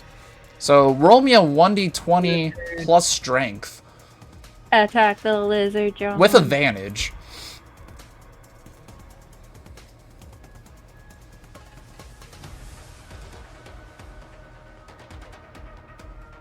Also, tell me where you're aiming, knowing that... Plus strength? Yeah, plus strength. Where are you aiming, though? Knowing that you're Head. enraged. Head? Right at the head. Okay. I'm so sorry, John. So strength is +6. Mm-hmm. Yep, but you get to roll two d20s, but do one at a time. Oh! Oh! Oh! Oh my god! That's a nat 20! That's a crit! Oh! That means any Here's damage... the other 20. Doesn't matter! That's a crit! Okay, your severity rate for this is going to be normally was going to be just a plus 10. You get to do a plus 20 though on another 1d20 roll. So 1d20 plus 20 for severity rate. Sorry. Oh my god, that's a crit. That means that any so whatever happy. damage that he does is multiplied by 2. I'm so happy I did this. That is I got a 19. That's a 29. No. 29 divided by 7. Okay, you get to roll. Okay, roll me. Actually, no, I have to roll the damage because it's a object of the map. How big is the pillar that was generated? Kill it? Hold on. I'm rolling for damage. Question mark, kill it? That's 154 times 2.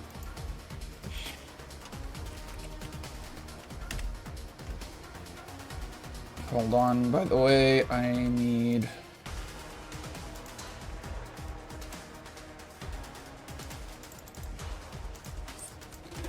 That 20 though. That was such a good... 4. John, how do you want to kill this creature? You are my favorite person.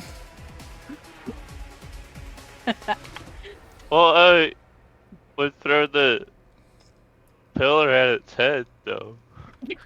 Straight in its head. Right in the fucking brain. If it brain damage. Just mashes the head apart on impact. Yes. I love you right now.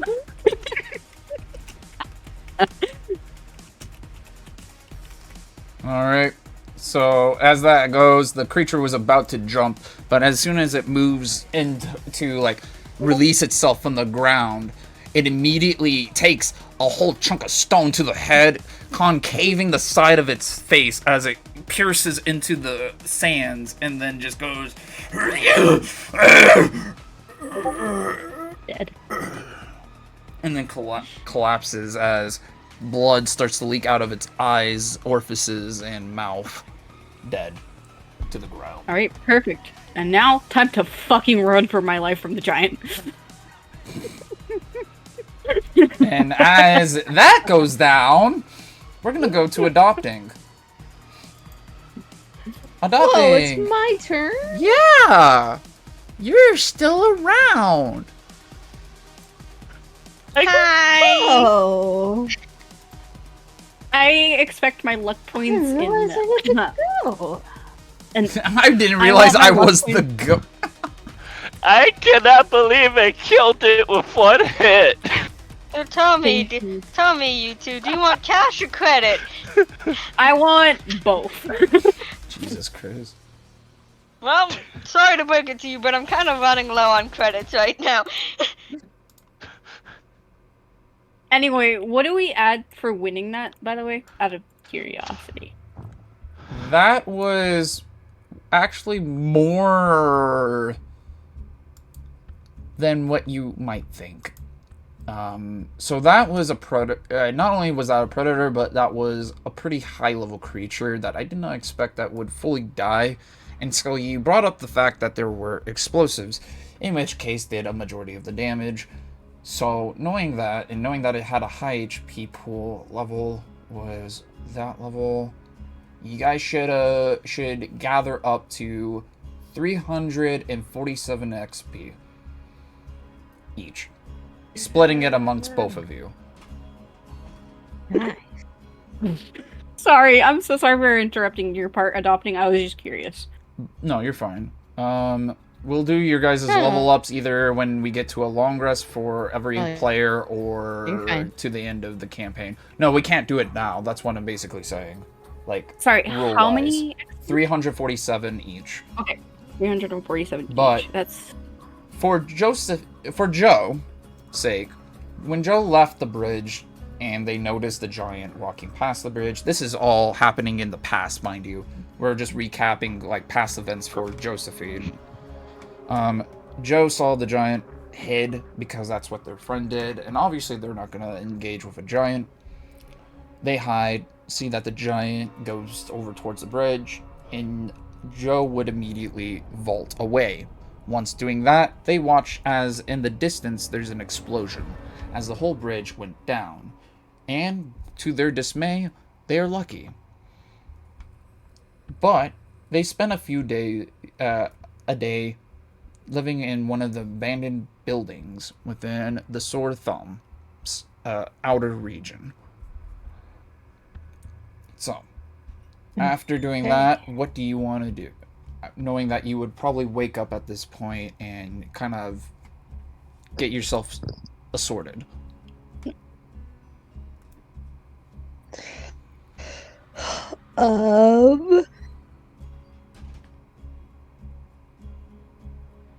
Leave the building? Leave the building. Alright. You do so, and you notice that Amanda is waiting outside, kind of looking around very anxiously, like biting her nails type anxiously. Does she notice me? No, not at all. She's more focused on everything else except for you. I scare her. Okay. She just goes, funny. oh god, oh, Joe, you're not supposed to do that! And just pushes you.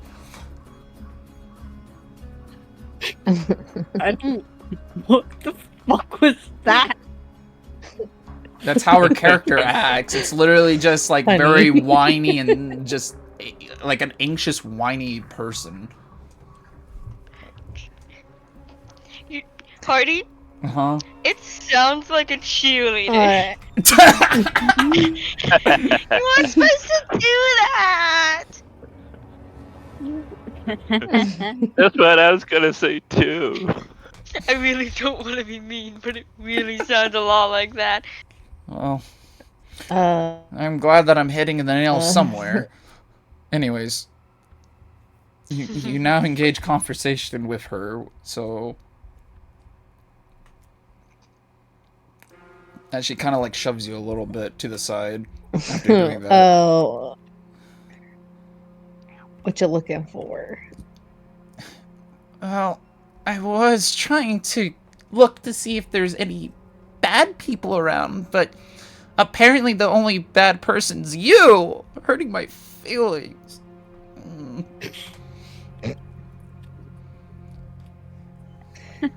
Funny. Okay. Notice anything weird? No. Well, maybe. Can you tell me if we actually cared for those people on the bridge? I mean, yeah, some of them were nice. Why? Well, the guy with, I think, the heads, right?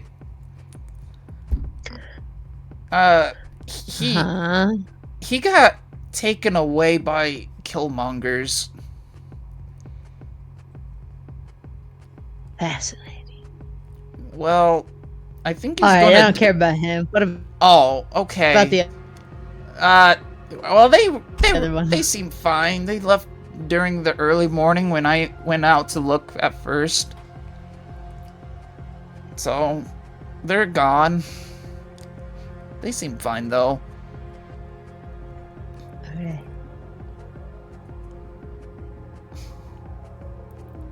But if we wanted to help the other guy, he's probably going to die, knowing how they treat mutants.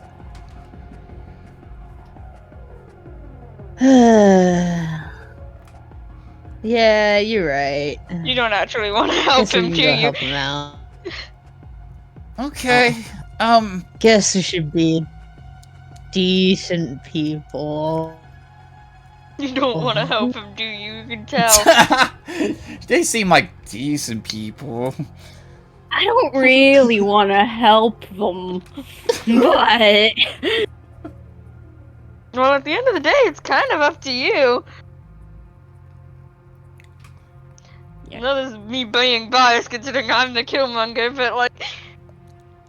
I mean, if I'm being honest here, I don't really know my goal in life, so yeah, we can help them. All right. Well, if we're gonna go down there, I wouldn't. Well, if we're gonna go down there, I wouldn't recommend the rubble. So, I kind of did some scouting. There's a ridge over due south of here that we could go down. It might be a bit of a ways of walk, but it'll be all right. I hope. She continues biting her nails as you get an insight that she doesn't want to die from killmongers if you guys make a mistake.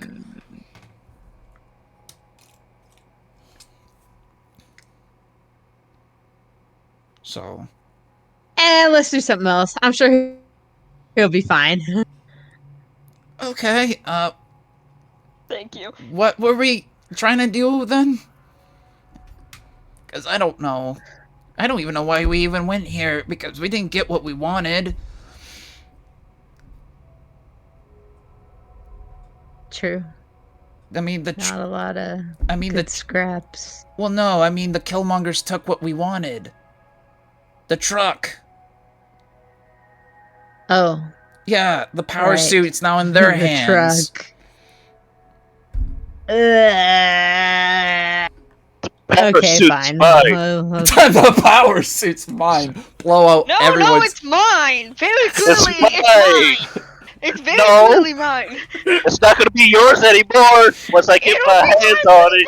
Joe, stop blowing out our stop blowing out our eardrums. Holy crap. It'll be mine pretty darn soon after a bullet goes through your head.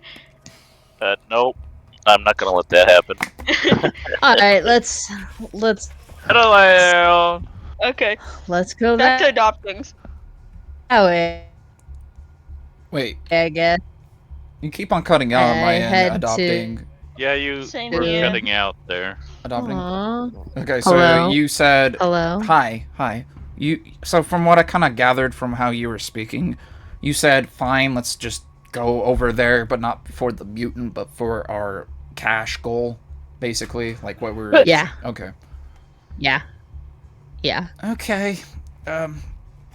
She nervously like, kind of gets her fingers into that type of way where she's like fiddling with them, and then just goes and says, "Eat on." Okay, so I head the direction. Yeah, she that helps. I need to go. No, she would help you go into the right direction, but she would have you lead because she's cowardice. She doesn't want to lead. Yeah. Mm-hmm.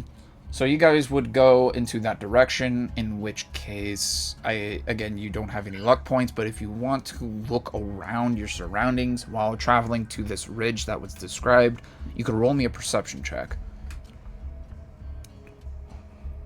Doop-a-doop-a-doop. Perception is a 1d20. Mm-hmm.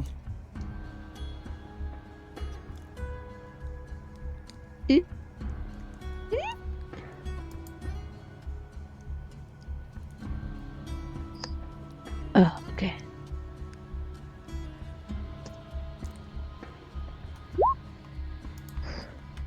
That is a 7. 7 plus your I'm perception. still waking up. No worries. Your perception is a +2, so that is a 9. You don't really see much that interests you. You kind of like a lot of things that have value, and a lot of the place when you explored it from going into Veilstrom and out of Veilstrom, the only valuable thing that you thought of was that truck. And knowing that you want to keep your priorities straight, you continue the path that you were told by Amanda. And when you guys get to the ridge, I do got the map for that. So give me a quick second.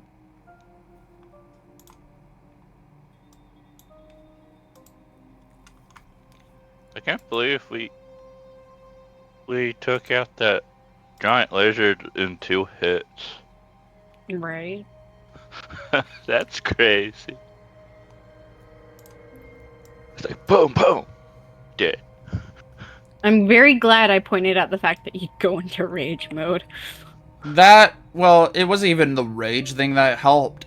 What helped the most, because this was the thing that actually did most of the damage, was your explosives. It did 53%. Yes. It did 53% Totally agree of that the explosives did most of the damage. It did. I know. Yeah, it did 53% of the damage, whereas the pillar did the rest, which was needed, which was around 47% of the damage. I'm still glad that I put him in rage mode. Alright. Okay, so here's the... Oh, wait. I need to adjust this a bit better. Hold on. Because I have the map up, I just didn't adjust it to the size that is needed. Hold on. You still have time, by the way, right, Dino? If we do move back to your character? I've got just about 20 minutes. What are you per se doing? Because I'm only asking because if you can come back, that would be wonderful, but if not, then... Well, one, I gotta eat dinner. Well, that's obvious, yes, but... And two, one of my friends needs me to hang out. Needs you to hang out with them? It's school project. Oh, gotcha. No worries. Alright, I'll be quickly right back. Okay. Are you gonna be able to join back afterwards or no? Probably not, from what it sounds like. When I come back, what's likely you guys are probably gonna be done. Right. Well, True. The only thing I can say is if we do continue on, your character will not die. I'll assure you that. So, do keep that in mind. Because how I like to do things is that he's gonna wait till you're here. Yeah, wait till she's here to die, obviously. I mean, come on. How scummy do you think I am? My biggest worry is Blade's going to get away if I'm not here? That's also the thing, because that will be the kicker. Because how I planned it is that your character will be around just to make sure that he is taken care of. But if you're not around, then that means I'll have to have your character off screen, like busy doing something while he's doing his escape. and no one alerted you while this escape was happening, as they thought that they could take care of it themselves. And if he succeeds, So I have to be he here. succeeds. Yeah. So it's like, if you have to be here if he attempts an escape. If you're not here as he attempts that escape, he does it without you being here, and then your own NPCs try to take So care now of it. I'm nervous that Blades is gonna do it the second I leave. Right, that's exactly what's going to happen. Gonna do it either way. Yeah.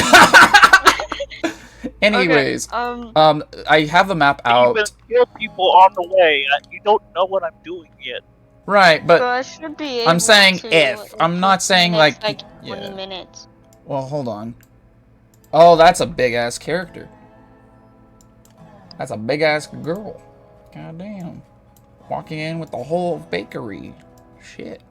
You can't just say, "Yes, we can't do this yet. Dino's not here." No, I Well, can't dang. say that at all, but you know.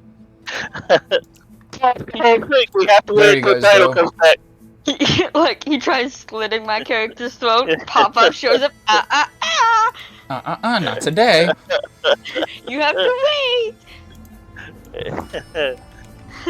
Oh, that reminds me of the one guy from Jurassic Park that tries to log Yeah. into the one guy's computer and he just goes Yeah, that's what I was trying to joke around about. Right. Anyways, what do you want to do? Noticing that Oh you my finally get gosh. to the ridge that was talked about. That's a But classic. it seems as though that the Killmongers already got to this ridge, as it's now having people on the bridge. They have noticed you, but they haven't taken any shots at you. Harty, Yes? Okay. I have a question for you real quick. Can you say it in the sense of, like, in the DMs while the scene goes on? So I can continue Sure. things? Thank you.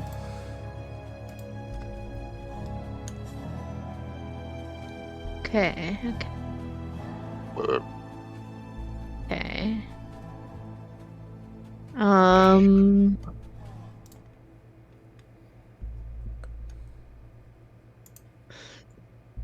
No, this is the bridge Mm-hmm.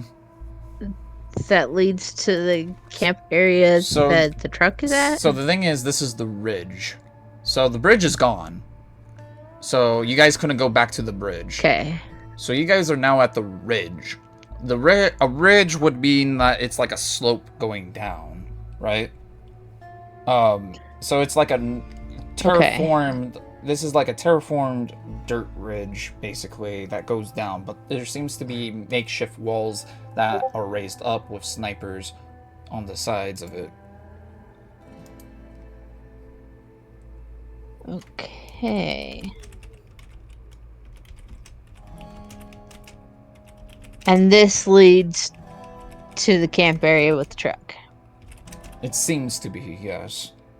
As your friend whispers to your ear, "Let's not make any sudden wrong moves. I recognize the patches on their shoulders. They're the same Killmongers that took in our shit." Everyone's just after the truck, aren't they? The We Killmongers want are the mech suit. Yeah, the Killmongers are trying to do it so that way they could get paid a lot of money, so that way they can invest it on better technology and stuff like that. You're wanting it out of greed. They're also wanting it out of greed. I just want to get paid. They- Please. Pretty please. They're only doing it for a job, which, yes, you could consider that greed, but I mean, hey, a job is a Pretty job. please. Please, please. Can I please get paid? Jesus Okay. Anyways, so what do you want to try to do?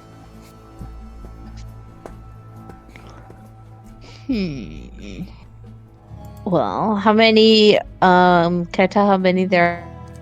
On the ridge, there are 2 snipers. They seem to be well armed, as you do notice that the sights again are on you.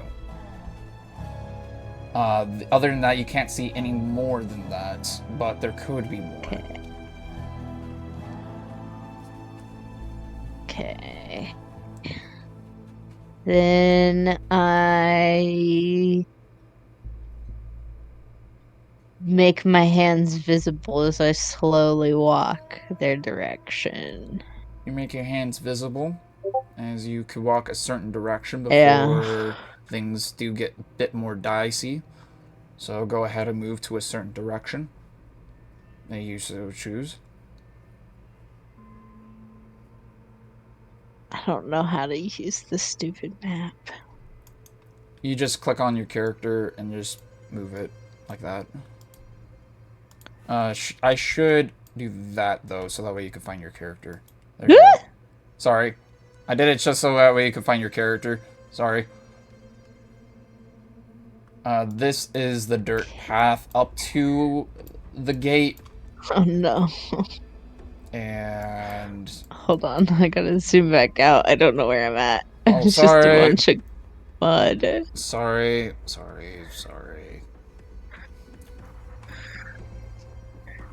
Nope, that's not working. Did I say sorry, by the way? Because I am sorry. Yeah, you said sorry. Okay. Just want to make sure. Whoa, is that how I move it? Whoa. Did you move your character? I'm over here now. I didn't even see where your character is. Wait, your character didn't move on my screen. Hold up. Your character moved? Yeah. Oh, there he goes. Okay, you can have your character right there. Because as soon as they move right there, and then I'll have Amanda move, like, right behind you. They go, halt! What do you have permit? Like, what? Oh, shit. What is your objective going down this route? I'm looking for my truck.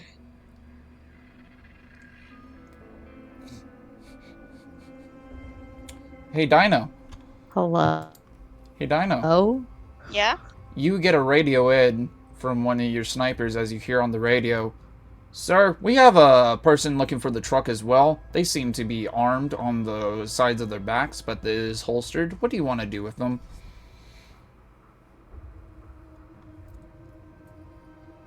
Can you repeat that? You like cut out halfway for me. Oh, radio cut, sorry.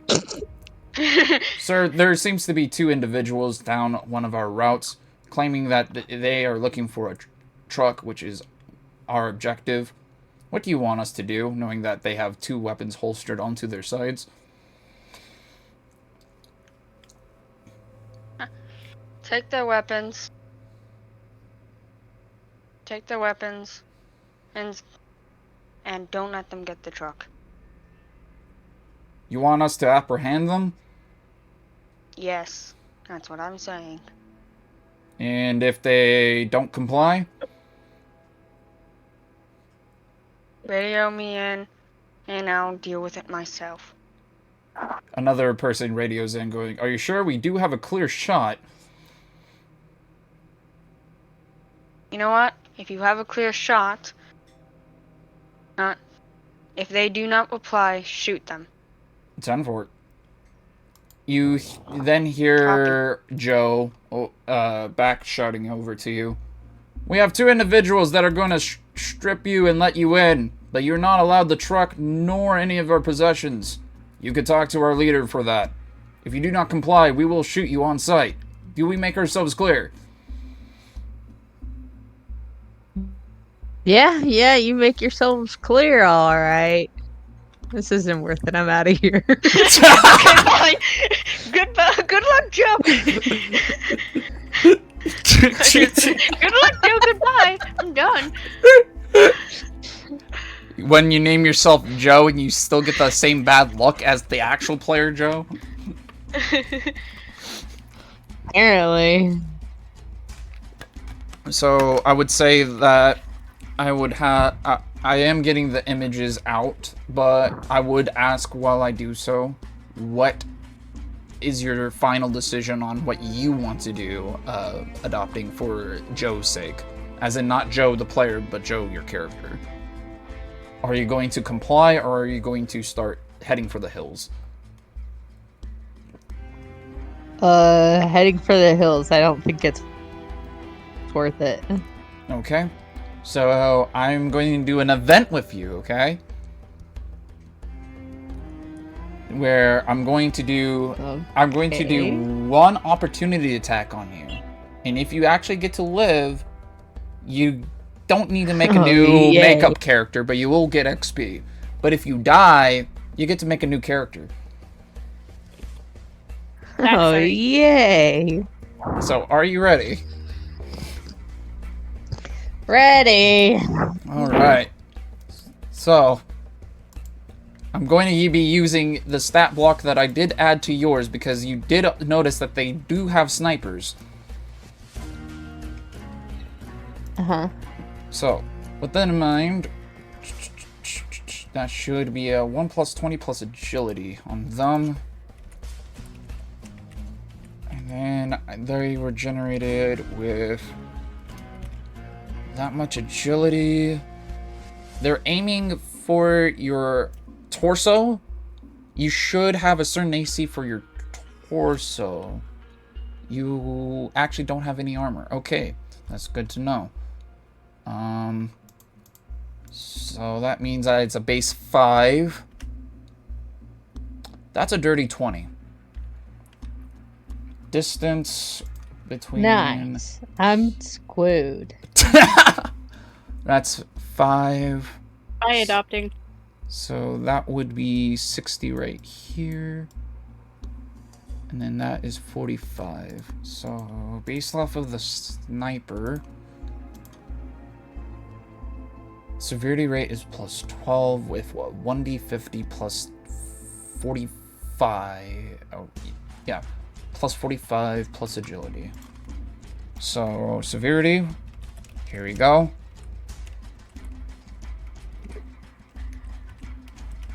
That is a 26. Is that how many hit points I take? No, that is severity of how the shot's going to be. So... You're dead. That is slash roll 2d50 plus the distance that it is outside the range of 60. And then plus their agility modifier, which is 2. You ready? How would you like to die adopting? Okay. Apparently by gun. Oh, Jesus Christ. I don't think you're living from this. That's 113 piercing damage.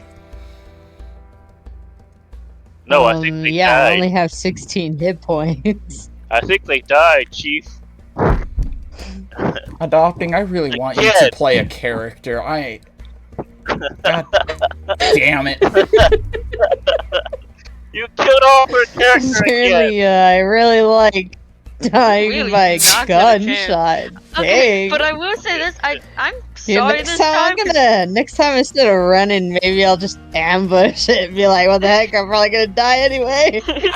Why You know run? what? Okay. Why run when we could have some fun, right? Huh? Okay. With I my gotta gun. say this, I do apologize. Partially. I do partially apologize considering this one was my fault in technicality. Yeah, but the thing is, your men do were like, apologize. are you sure you just want us to let them run or not comply with us? And it's like, no, if they don't comply, shoot them on sight. It's like, okay, bang!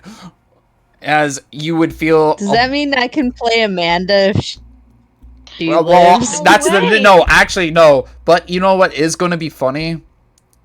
Amanda, if she doesn't die, because the other sniper has her on sights, right? If Amanda lives, she's a random encounter that you could find later down the road with a different character. If she You lives. find Amanda DP code. Ew. Well, let's see if she even lives to begin with. Hold on. No, that hits her. No, that hits her. Yeah.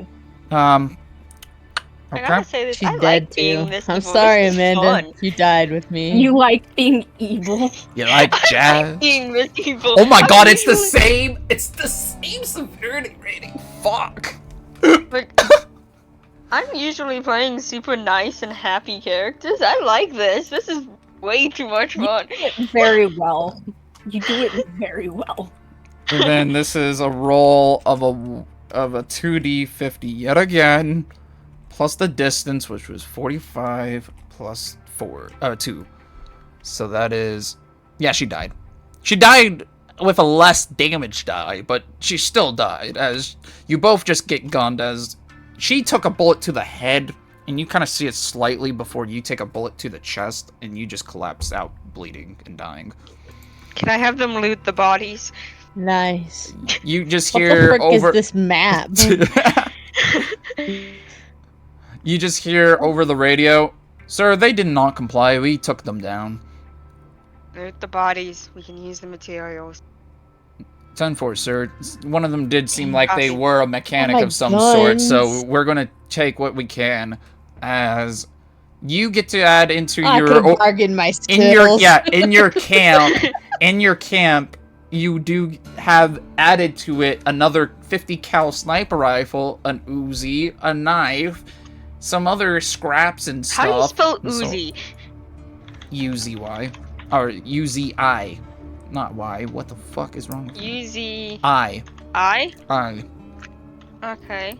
Yep. And now we get to add Josaphine and Amanda to the fucking dead. 50 cal, sniper rifle, Uzi, then what? And a knife. Some ammo. And so on. How much ammo? And what weapon? That's kind of important. You want to tell them adopting? You have it had in your like notes. 100 or something, right? Give Give me a second. Give me a second. It should still I be... look. Mm-hmm. Mm-hmm. Doopy-doo. Really, I'm having. Ammo. I'm having way ammo. too much fun being a villain, Actually, I swear. I I'm apologize. not used to No, this, you're but I'm fine, having Joe. way too much fun. By the way, I don't think you're the only character that's going to die by Dino. She just killed... Oh, yeah! 120.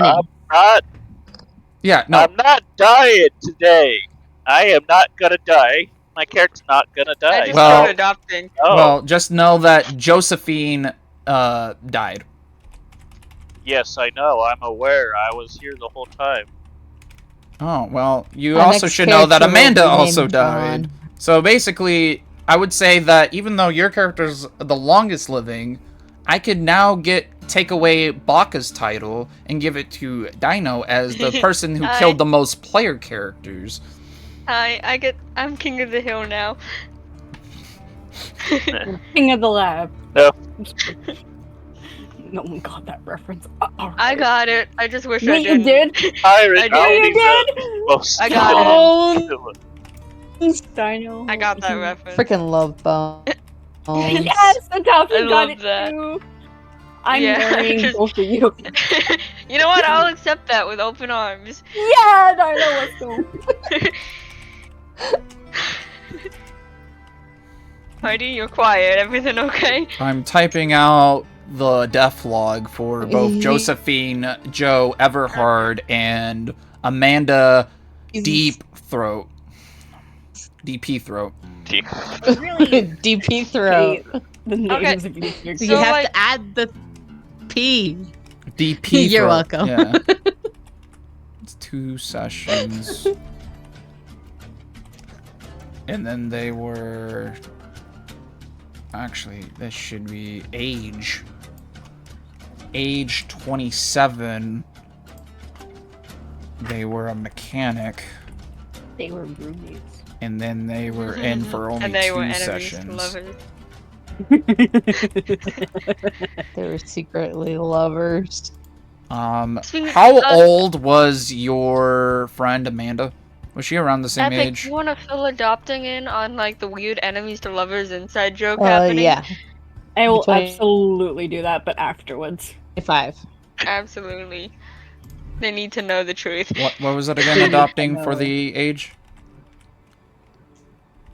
25. 25? Okay. And then we'll develop you another character before I 5. go to bed tonight.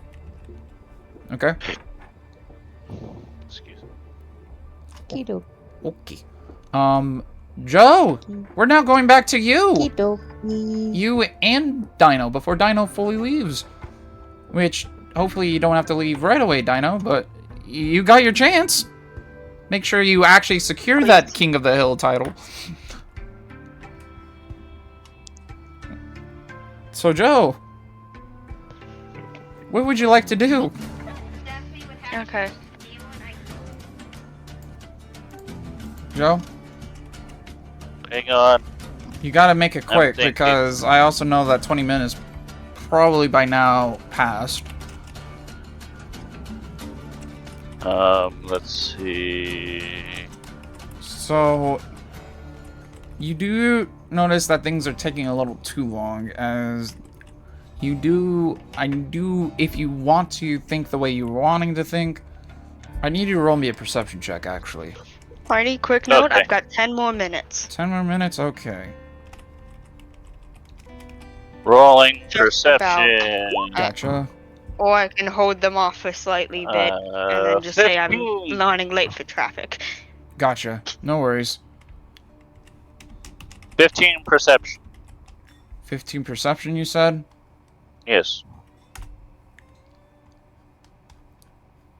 Alright. With that 15 perception, you do notice that one of the guards, through the silhouettes of the tent, grabs the radio. And the only things you hear is, "Take care, mutant." And finally, "Don't let him leave." There's cots around, right? There are cots, yes. There's 4 specifically. One you're on, one that the soldier that is unconscious / asleep is on, and then 2 in the middle of both of you. I take the cot I was laying on and the cot next to me, and I push them, like, on their side. Okay. And I go stab this sleeping soldier that's asleep. Oh, no. Roll With on... my... Roll... With my... Roll on hit to slash him, not stab him, but slash him. Yeah, slash him. The guard is asleep, so is that an advantage or is that normal? That would be advantage, actually, yes. I have advantage since he's sleeping. Sorry, I was curious. No, you're fine. That is a 19, but 19. So that would hit, but you need to... where are you aiming, specifically? His head. Okay, you're aiming for the head, okay. From which case, I need you to now roll me severity.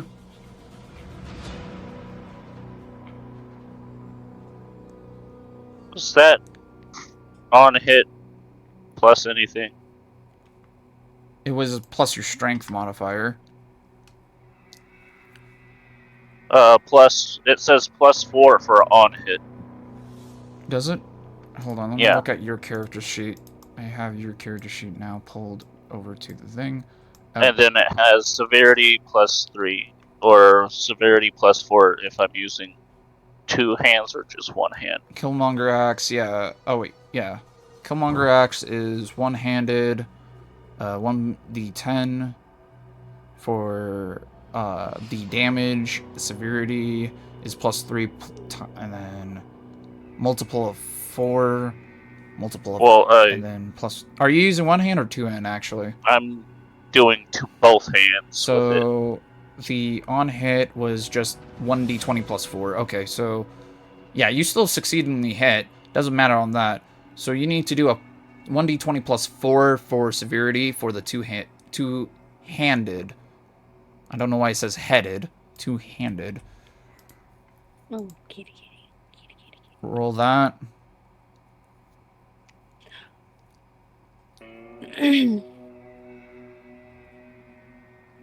Just normal 120. Mm-hmm. What type of cat do you have? 1d20 +4. I'll show you.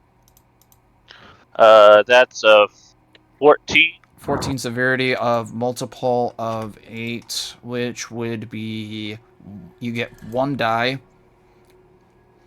So 1 damage die.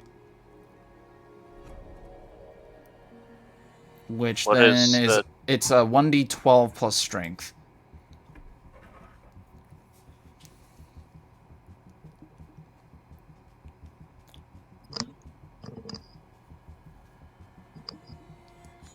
Which means that you just kind of gambled a little bit with that one, because we don't know what level he is, so he might live from this. I'm gambling and I don't care. Well, yeah, because your character's dying. Your character would most likely die, so go out guns blazing, right? Yeah. 1d12 and then my strength, you said? Yes, 1d12 plus strength. So that would be a 1d12 plus 3. Yeah, so cute. That's a 10. 10? Okay. With that in mind, let's see. But going for the head, which technically would be the neck. I just noticed. Oh, Joe, you barely succeeded because of the bleed damage. You barely succeeded only due to bleed damage. By the way, only bleed damage. If your weapon did not do any bleed damage, it would not have worked, because this is how it goes down. You tip over the cots over to their sides, and it kind of rustles the guy to wake up slightly, and you go with the head of the axe, put it towards his neck, and you go shh, and he's like, and then you chop down into the neck slowly but surely as the blood goes towards his neck, and he just goes limp after a bit. So basically I just went, shh, it's okay, go back to sleep, shh. Okay. The medic does enter and he goes, well, I finally got you. Oh. I shoot the medic. He goes for his radio. I shoot him in the head with the gun before he can. Which gun? Which one are you using? The gun I have on. My character. Your gun you have on, which is... What? We didn't list your gun on here. HKG 36. Okay, you're gonna roll a 1d20 plus agility, but for what body part? The head. Again? You guys always aim for the heads. This is headshot. Headshot. Headshot. I feel bad. Well, actually, can I take the medic person as a hostage? Probably, yeah. But you have to do a grapple check. So you have to grapple check him, meaning that you have to do a contested grapple check. Meaning that he'll roll strength and you have to roll strength. So 1d20 plus strength. 20. Beat a 13.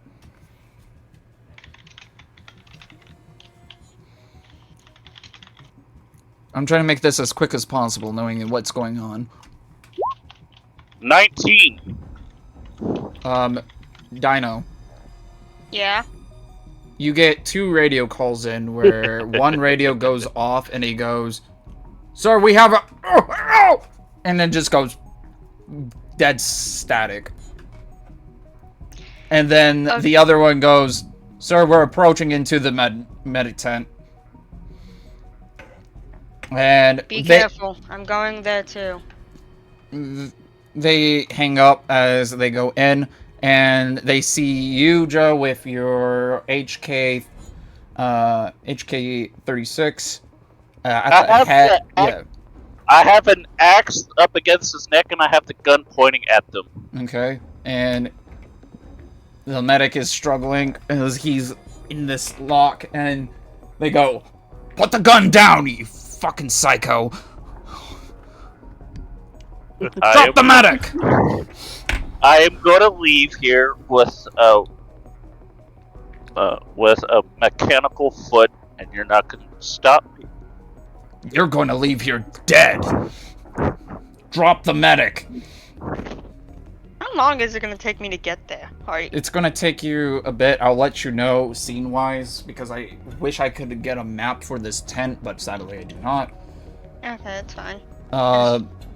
Yeah, this is going to be a combat scene based off of actual scene work, which is going to be a little difficult to state, so we'll have to use a lot of technical terms on how things will work. So do keep this in mind with me. Got it. So with this in mind, they tell you that you're gonna leave here dead. Drop the medic. We won't say it again.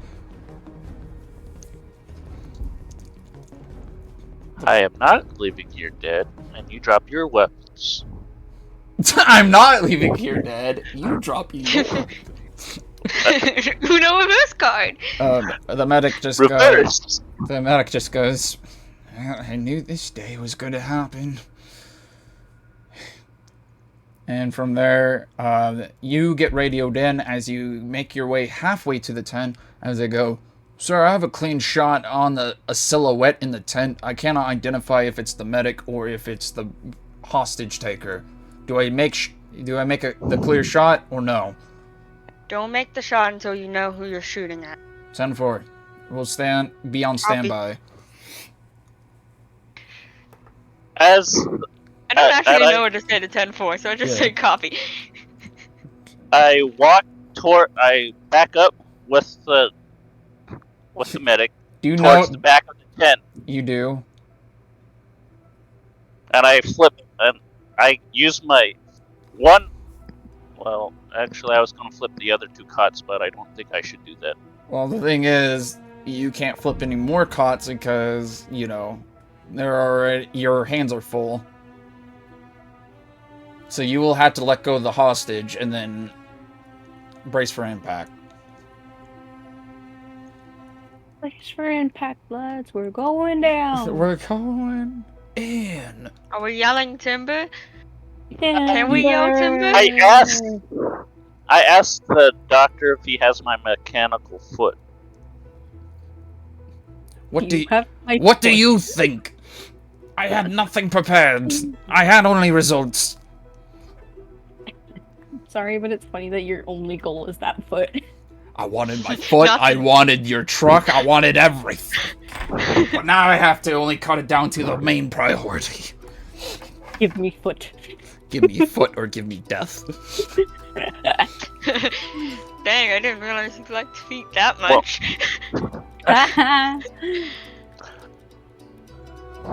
The music you're now playing right now is very scenic for what's going to happen to Joe, so I just want to make that also I can't hear the music at all. Well, if you watch the video and get to this part, it's pretty nice actual music that fits it. Okay. I was going to tell you your results. You have an infection in your foot. You don't have much time to live. Dies from foot damage. Dies from foot fungus damage. Sorry, you had an ingrown nail. Which foot? I don't have a foot. How did I have an ingrown nail? Don't question. No phantom limbs. Yeah. So after hearing that, what do you do, Joe?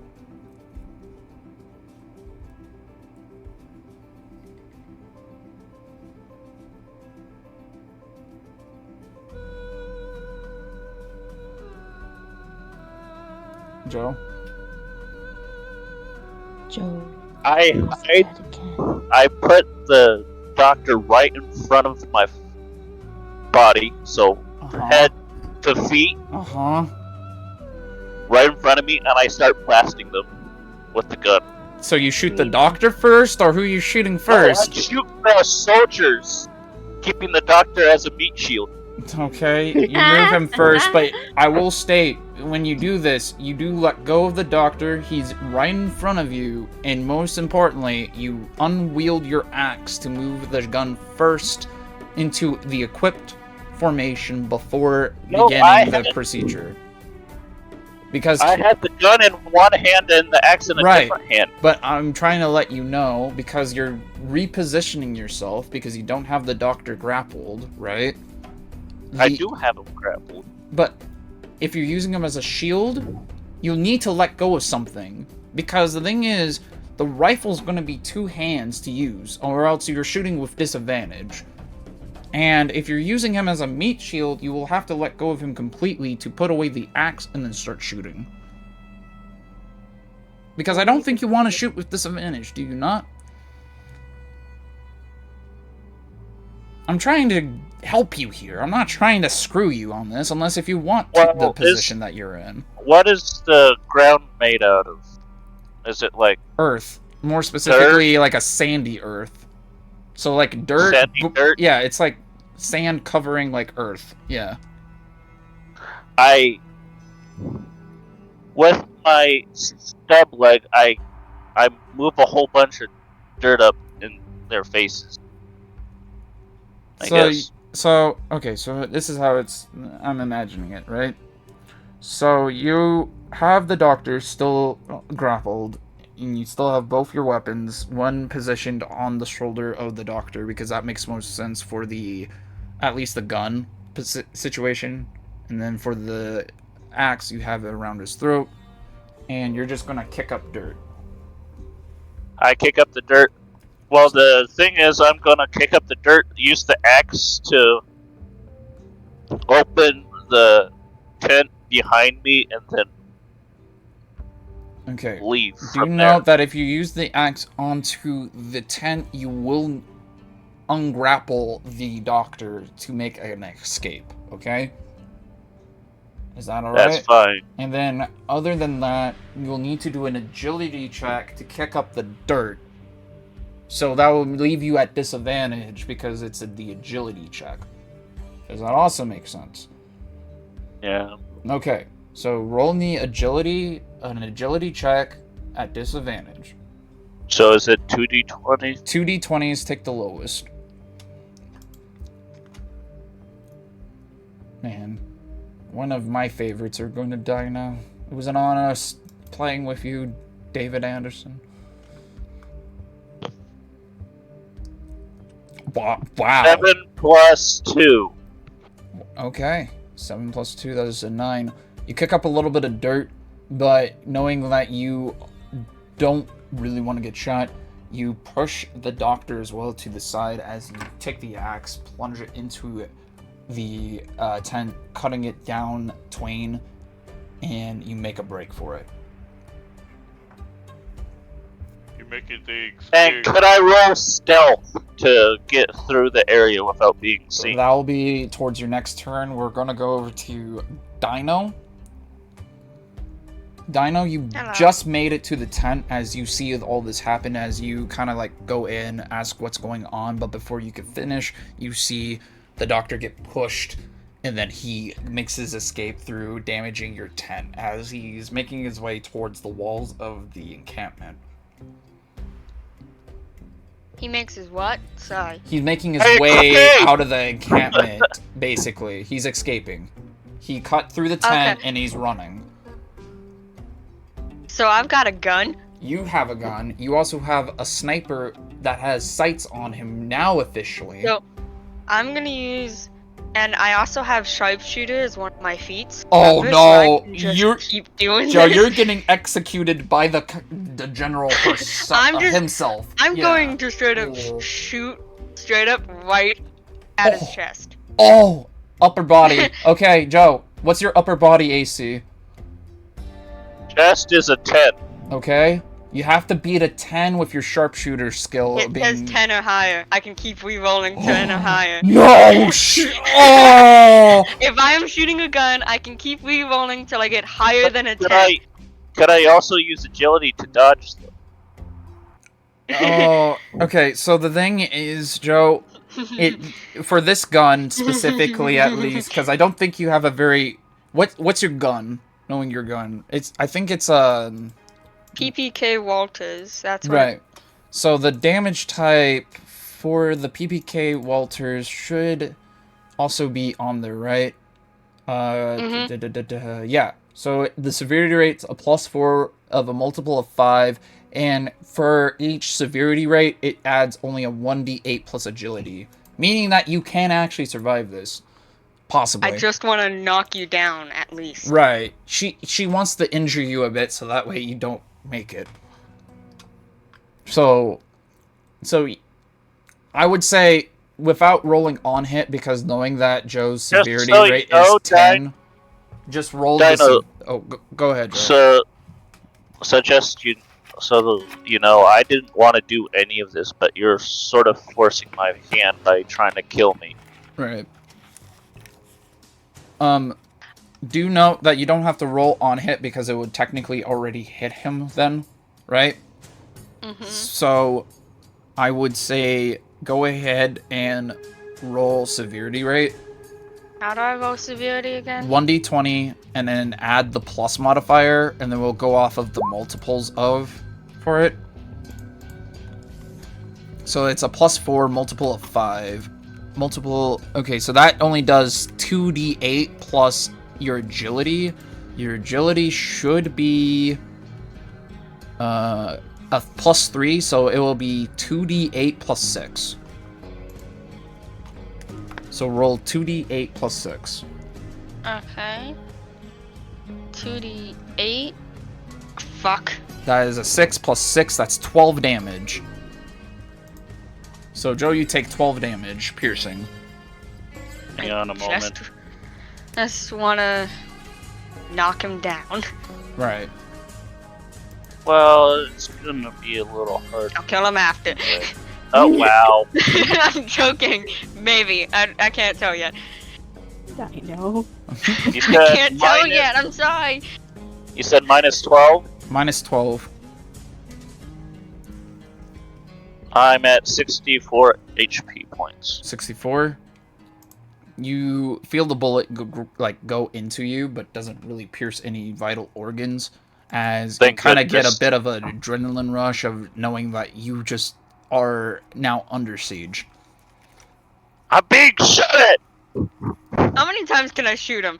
Right now, you shot him for your thing, and you already technically moved off of the scene thing. So I would say you could plan your next movement for the next part of the scene. However, you do hear again off the radio, "Do I take the shot or not, sir? You need to know now. I have clearing." Well, I was gonna roll a clear shot of check, though. blades. Yeah, he has a clear shot on the mutant. What about the stealth check I was gonna roll? Well, it didn't get to you yet. Take the shot. All right. Aren't I supposed? Hmm? Can I use a dodge action to not? A dodge action? Well, you do actually have something, Joe.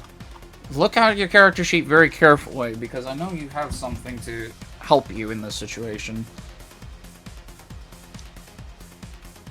But I am going to roll for the sniper before it gets back to you. Well, hang on.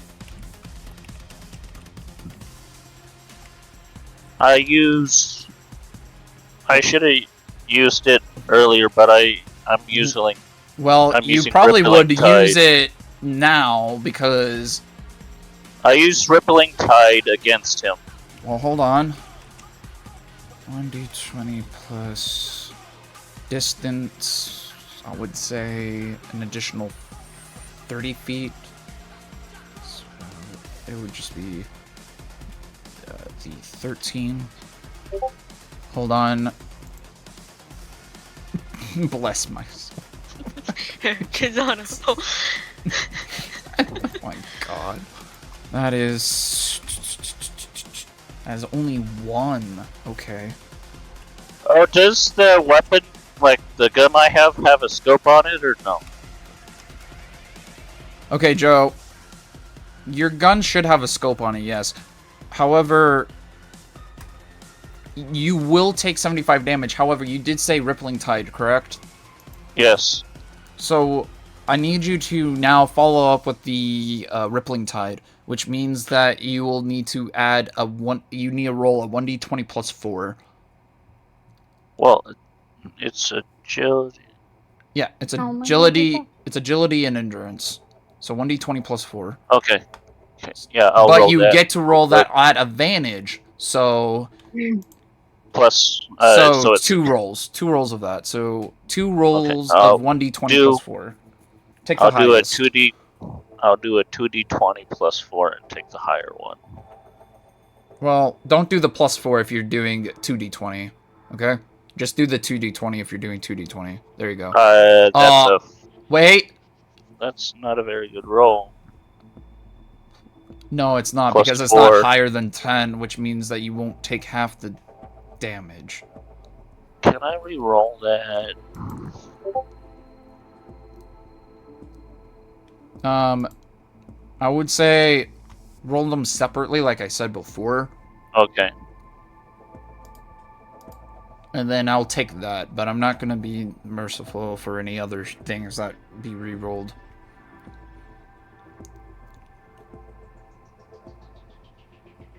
Okay, that's what the... At least this is with advantage. LOL. If that was just a normal roll, you were screwed either which way.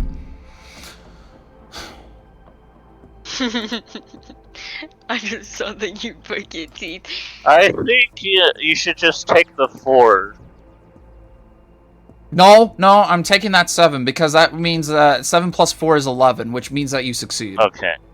It's a success. You take half the damage of 75. Half the damage of 75 will leave you, however, because it was 75 damage divided by 2.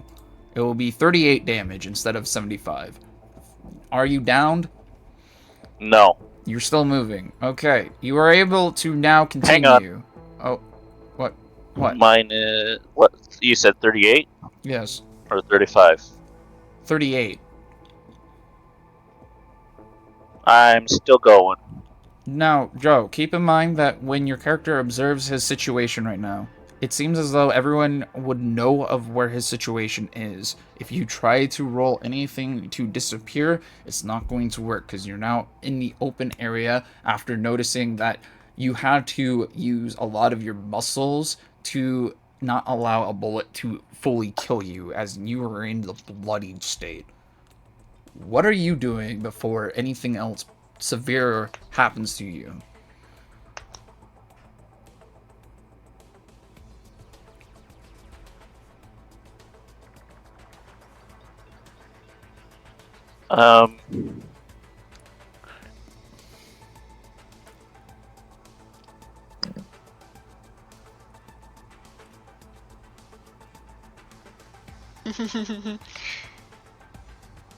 Danu's over here chuckling because they're like, yes, I've already won. Oh no, I'm not chuckling over that. I'm chuckling over what in the world Epic's sending me. Oh, I gotcha.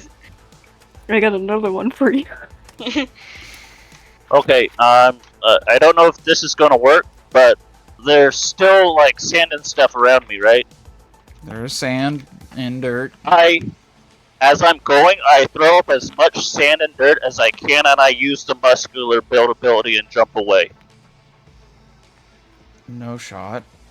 Okay, so how that's going to work is that you're using muscular build as a way of movement, which I will allow, because if you look at muscular build specifically on your character sheet, it does explain that muscular build is a gain advantage on physical skills.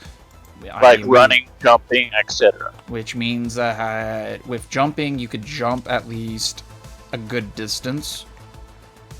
Here's how I will rule it. You will have to make 2 different disadvantage checks, one on the sand one and one on the jumping, because they're both with agility. Is that alright? Yeah. So, technically speaking, it would be 1 disadvantage check and 1 neutral check because it says advantage. Yeah. Okay. If you understand that, first make a disadvantage on the sand. Throwing up the sand. Again. So that's a 1d20? 1d20.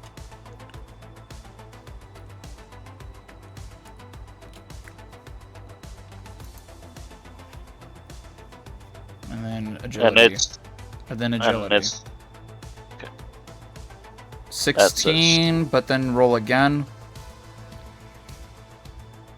Okay. Because you have to take the lowest. Plus 2. Because that is an 18 then. But you have to take the lowest.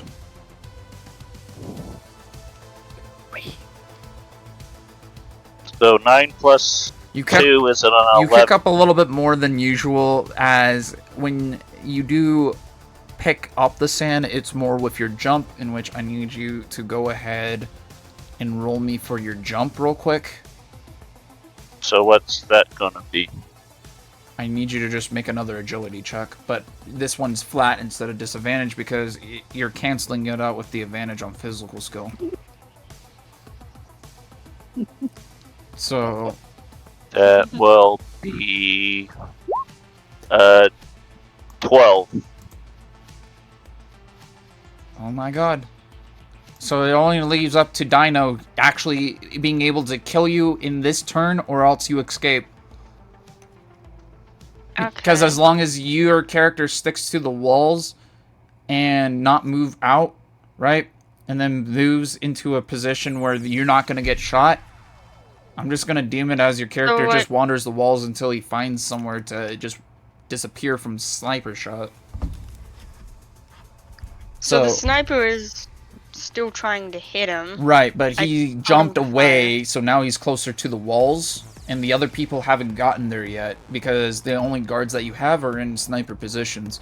So I'm still going to try shooting him. Right, so this is your last chance, meaning that if you don't kill him here, he runs scot-free. But still damaged and injured, meaning that he would probably slowly but surely bleed out here and there.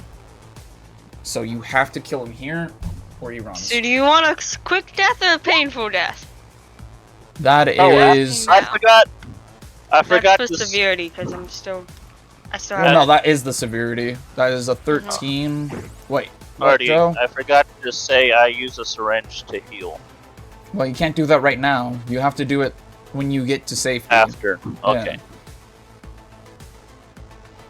Let's see, so you have... That's a 13, and then 4, it's a plus 4, 17. Multiple to 5. So that's 3 dice rolls of your damage die, plus your agility. So that would mean... So that's 3d8 plus my agility. 3d8 plus 3. Actually, no, it would be 3d8 plus 9. Oh, I forgot that multiplies too. Yeah. So this is a 3d8 plus 9, which can actually kill Joe right here, right now. That's a... 17 plus 9, that's 26. That doesn't kill me! That doesn't kill me! That doesn't kill you? Wait, that's a 26. What are you left on then? What? It says 17. 17 plus 9. Unless if she already had the 9 added to it. No, she didn't. That's a 17 plus 9. Not yet. So that's 26. Does a 26 hit? No, does the 26 kill? That's the question. Oh, yeah, does a 26 kill? Sorry. Well, the question is, are we going under 0 or at 0? If it is... Okay, so how it works is if you're 0 or under, right, it means that you're dead. And technically death save would roll into play, in which you will text that to me in private, right? But if it's above 0, you're good. But it is a 26.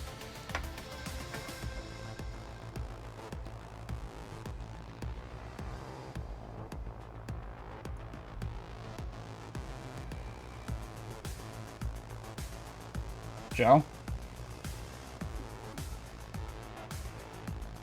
Is Joe dead? I don't know. Did David live or did Joe David died? Dead. Joe, please, I want to know. Dead. Because they gotta go do their project stuff. Yeah. I've like been holding it off, and now that's actually starting to text. Yeah.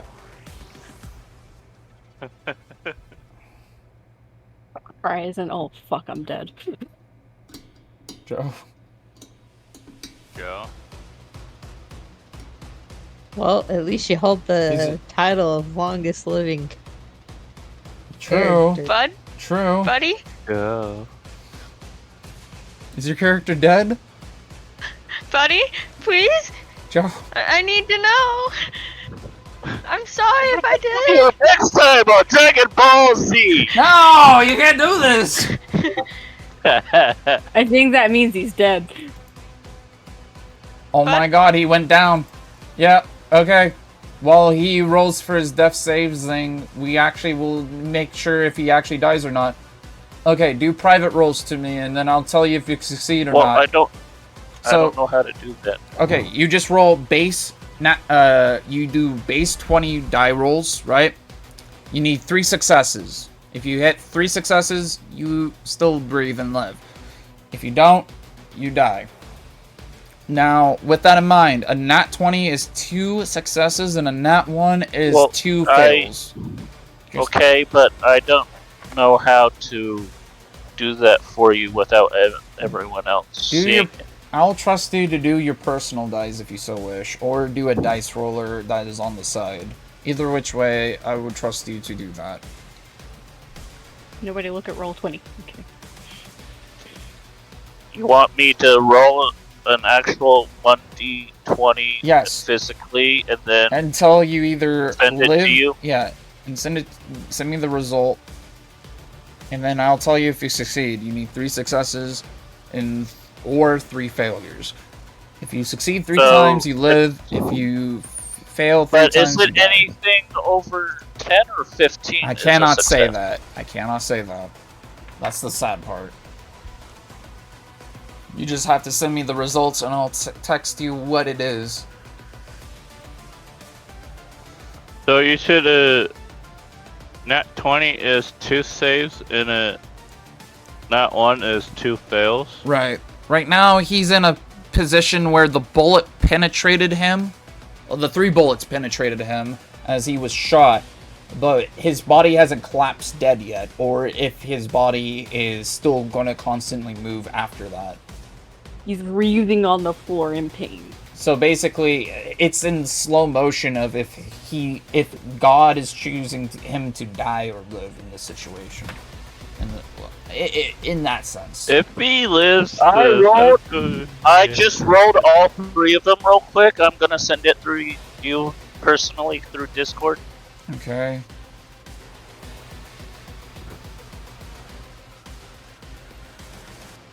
And I'm trusting you on this. Yes, those are exactly what I got. I didn't roll again or nothing. So here's what happens. 100%. Here's what happens. You still there, Dino? The general, I'm on the edge of the general pushes the cut tent open as he sees that the guy is trying to make an escape. He personally takes out his gun, looks him dead right in, squints one eye just to make sure, blasts him 3 times right in the chest. He takes the 3 shots as his body just goes out like if he's about to die. And a smirk goes onto their face up until they barely hold on as they slip away towards the wall and then scour the edges of the wall, making their way away from sniper shot, away from soldiers before they could collapse upon him, making an escape into the wicked wastes. You survived! Yay! Motherfucker! You're alive! You were so close! I hope you bleed You out. were very close. I really hope you bleed out. No, Dino, I rolled just good enough on the death saving throw so that it put me back at 1 HP. I'm not kidding. Oh my I really god. hope you bleed out. I really hope you do. So with that in mind, I will award to both players at least some XP, but overall to Joe for surviving that a bit of XP as well. For both players, it will be 75 XP for the entire engagement. But oh my gosh. But to Joe, you almost had it. But to Joe, you could gain 150 additional for living. So 75 plus 150, which is 225. Yeah, it will. So 75 for Dino, 225 for you, Joe. And then I will be playing out for the most part. Actually, let me look at something. Actually, you know what? Let's actually do something else, actually. I'm going to wrap things up here, and then we will continue on later as an additional episode, which you all can find out later if it does come up or not. If it doesn't, I'm sorry. But if it does, you guys get another treat out there, the audience, as we now end on a good cliffhanger of if David Anderson will survive the Wicked Wastes on his own with no way of actually being mobile, knowing that he still doesn't have a foot. He's also bleeding out. Bleeding out from a lot of gunshots. using himself and wearing and tearing from his body. As the other two survived an encounter with a Lizmongol, which is normally a predator to giants, but surviving that, will they find another giant hold and held dominion upon those giants, knowing that they have a champion amongst them? And will adopting have a good character that will probably survive after, good hope? Tune in. Oh, it won't. Tune in next time. And I also hope that you all... Shot again. Jesus Christ. I also hope that you all do enjoy your adventures out in the real world, and I'll catch you next time. Bye-bye.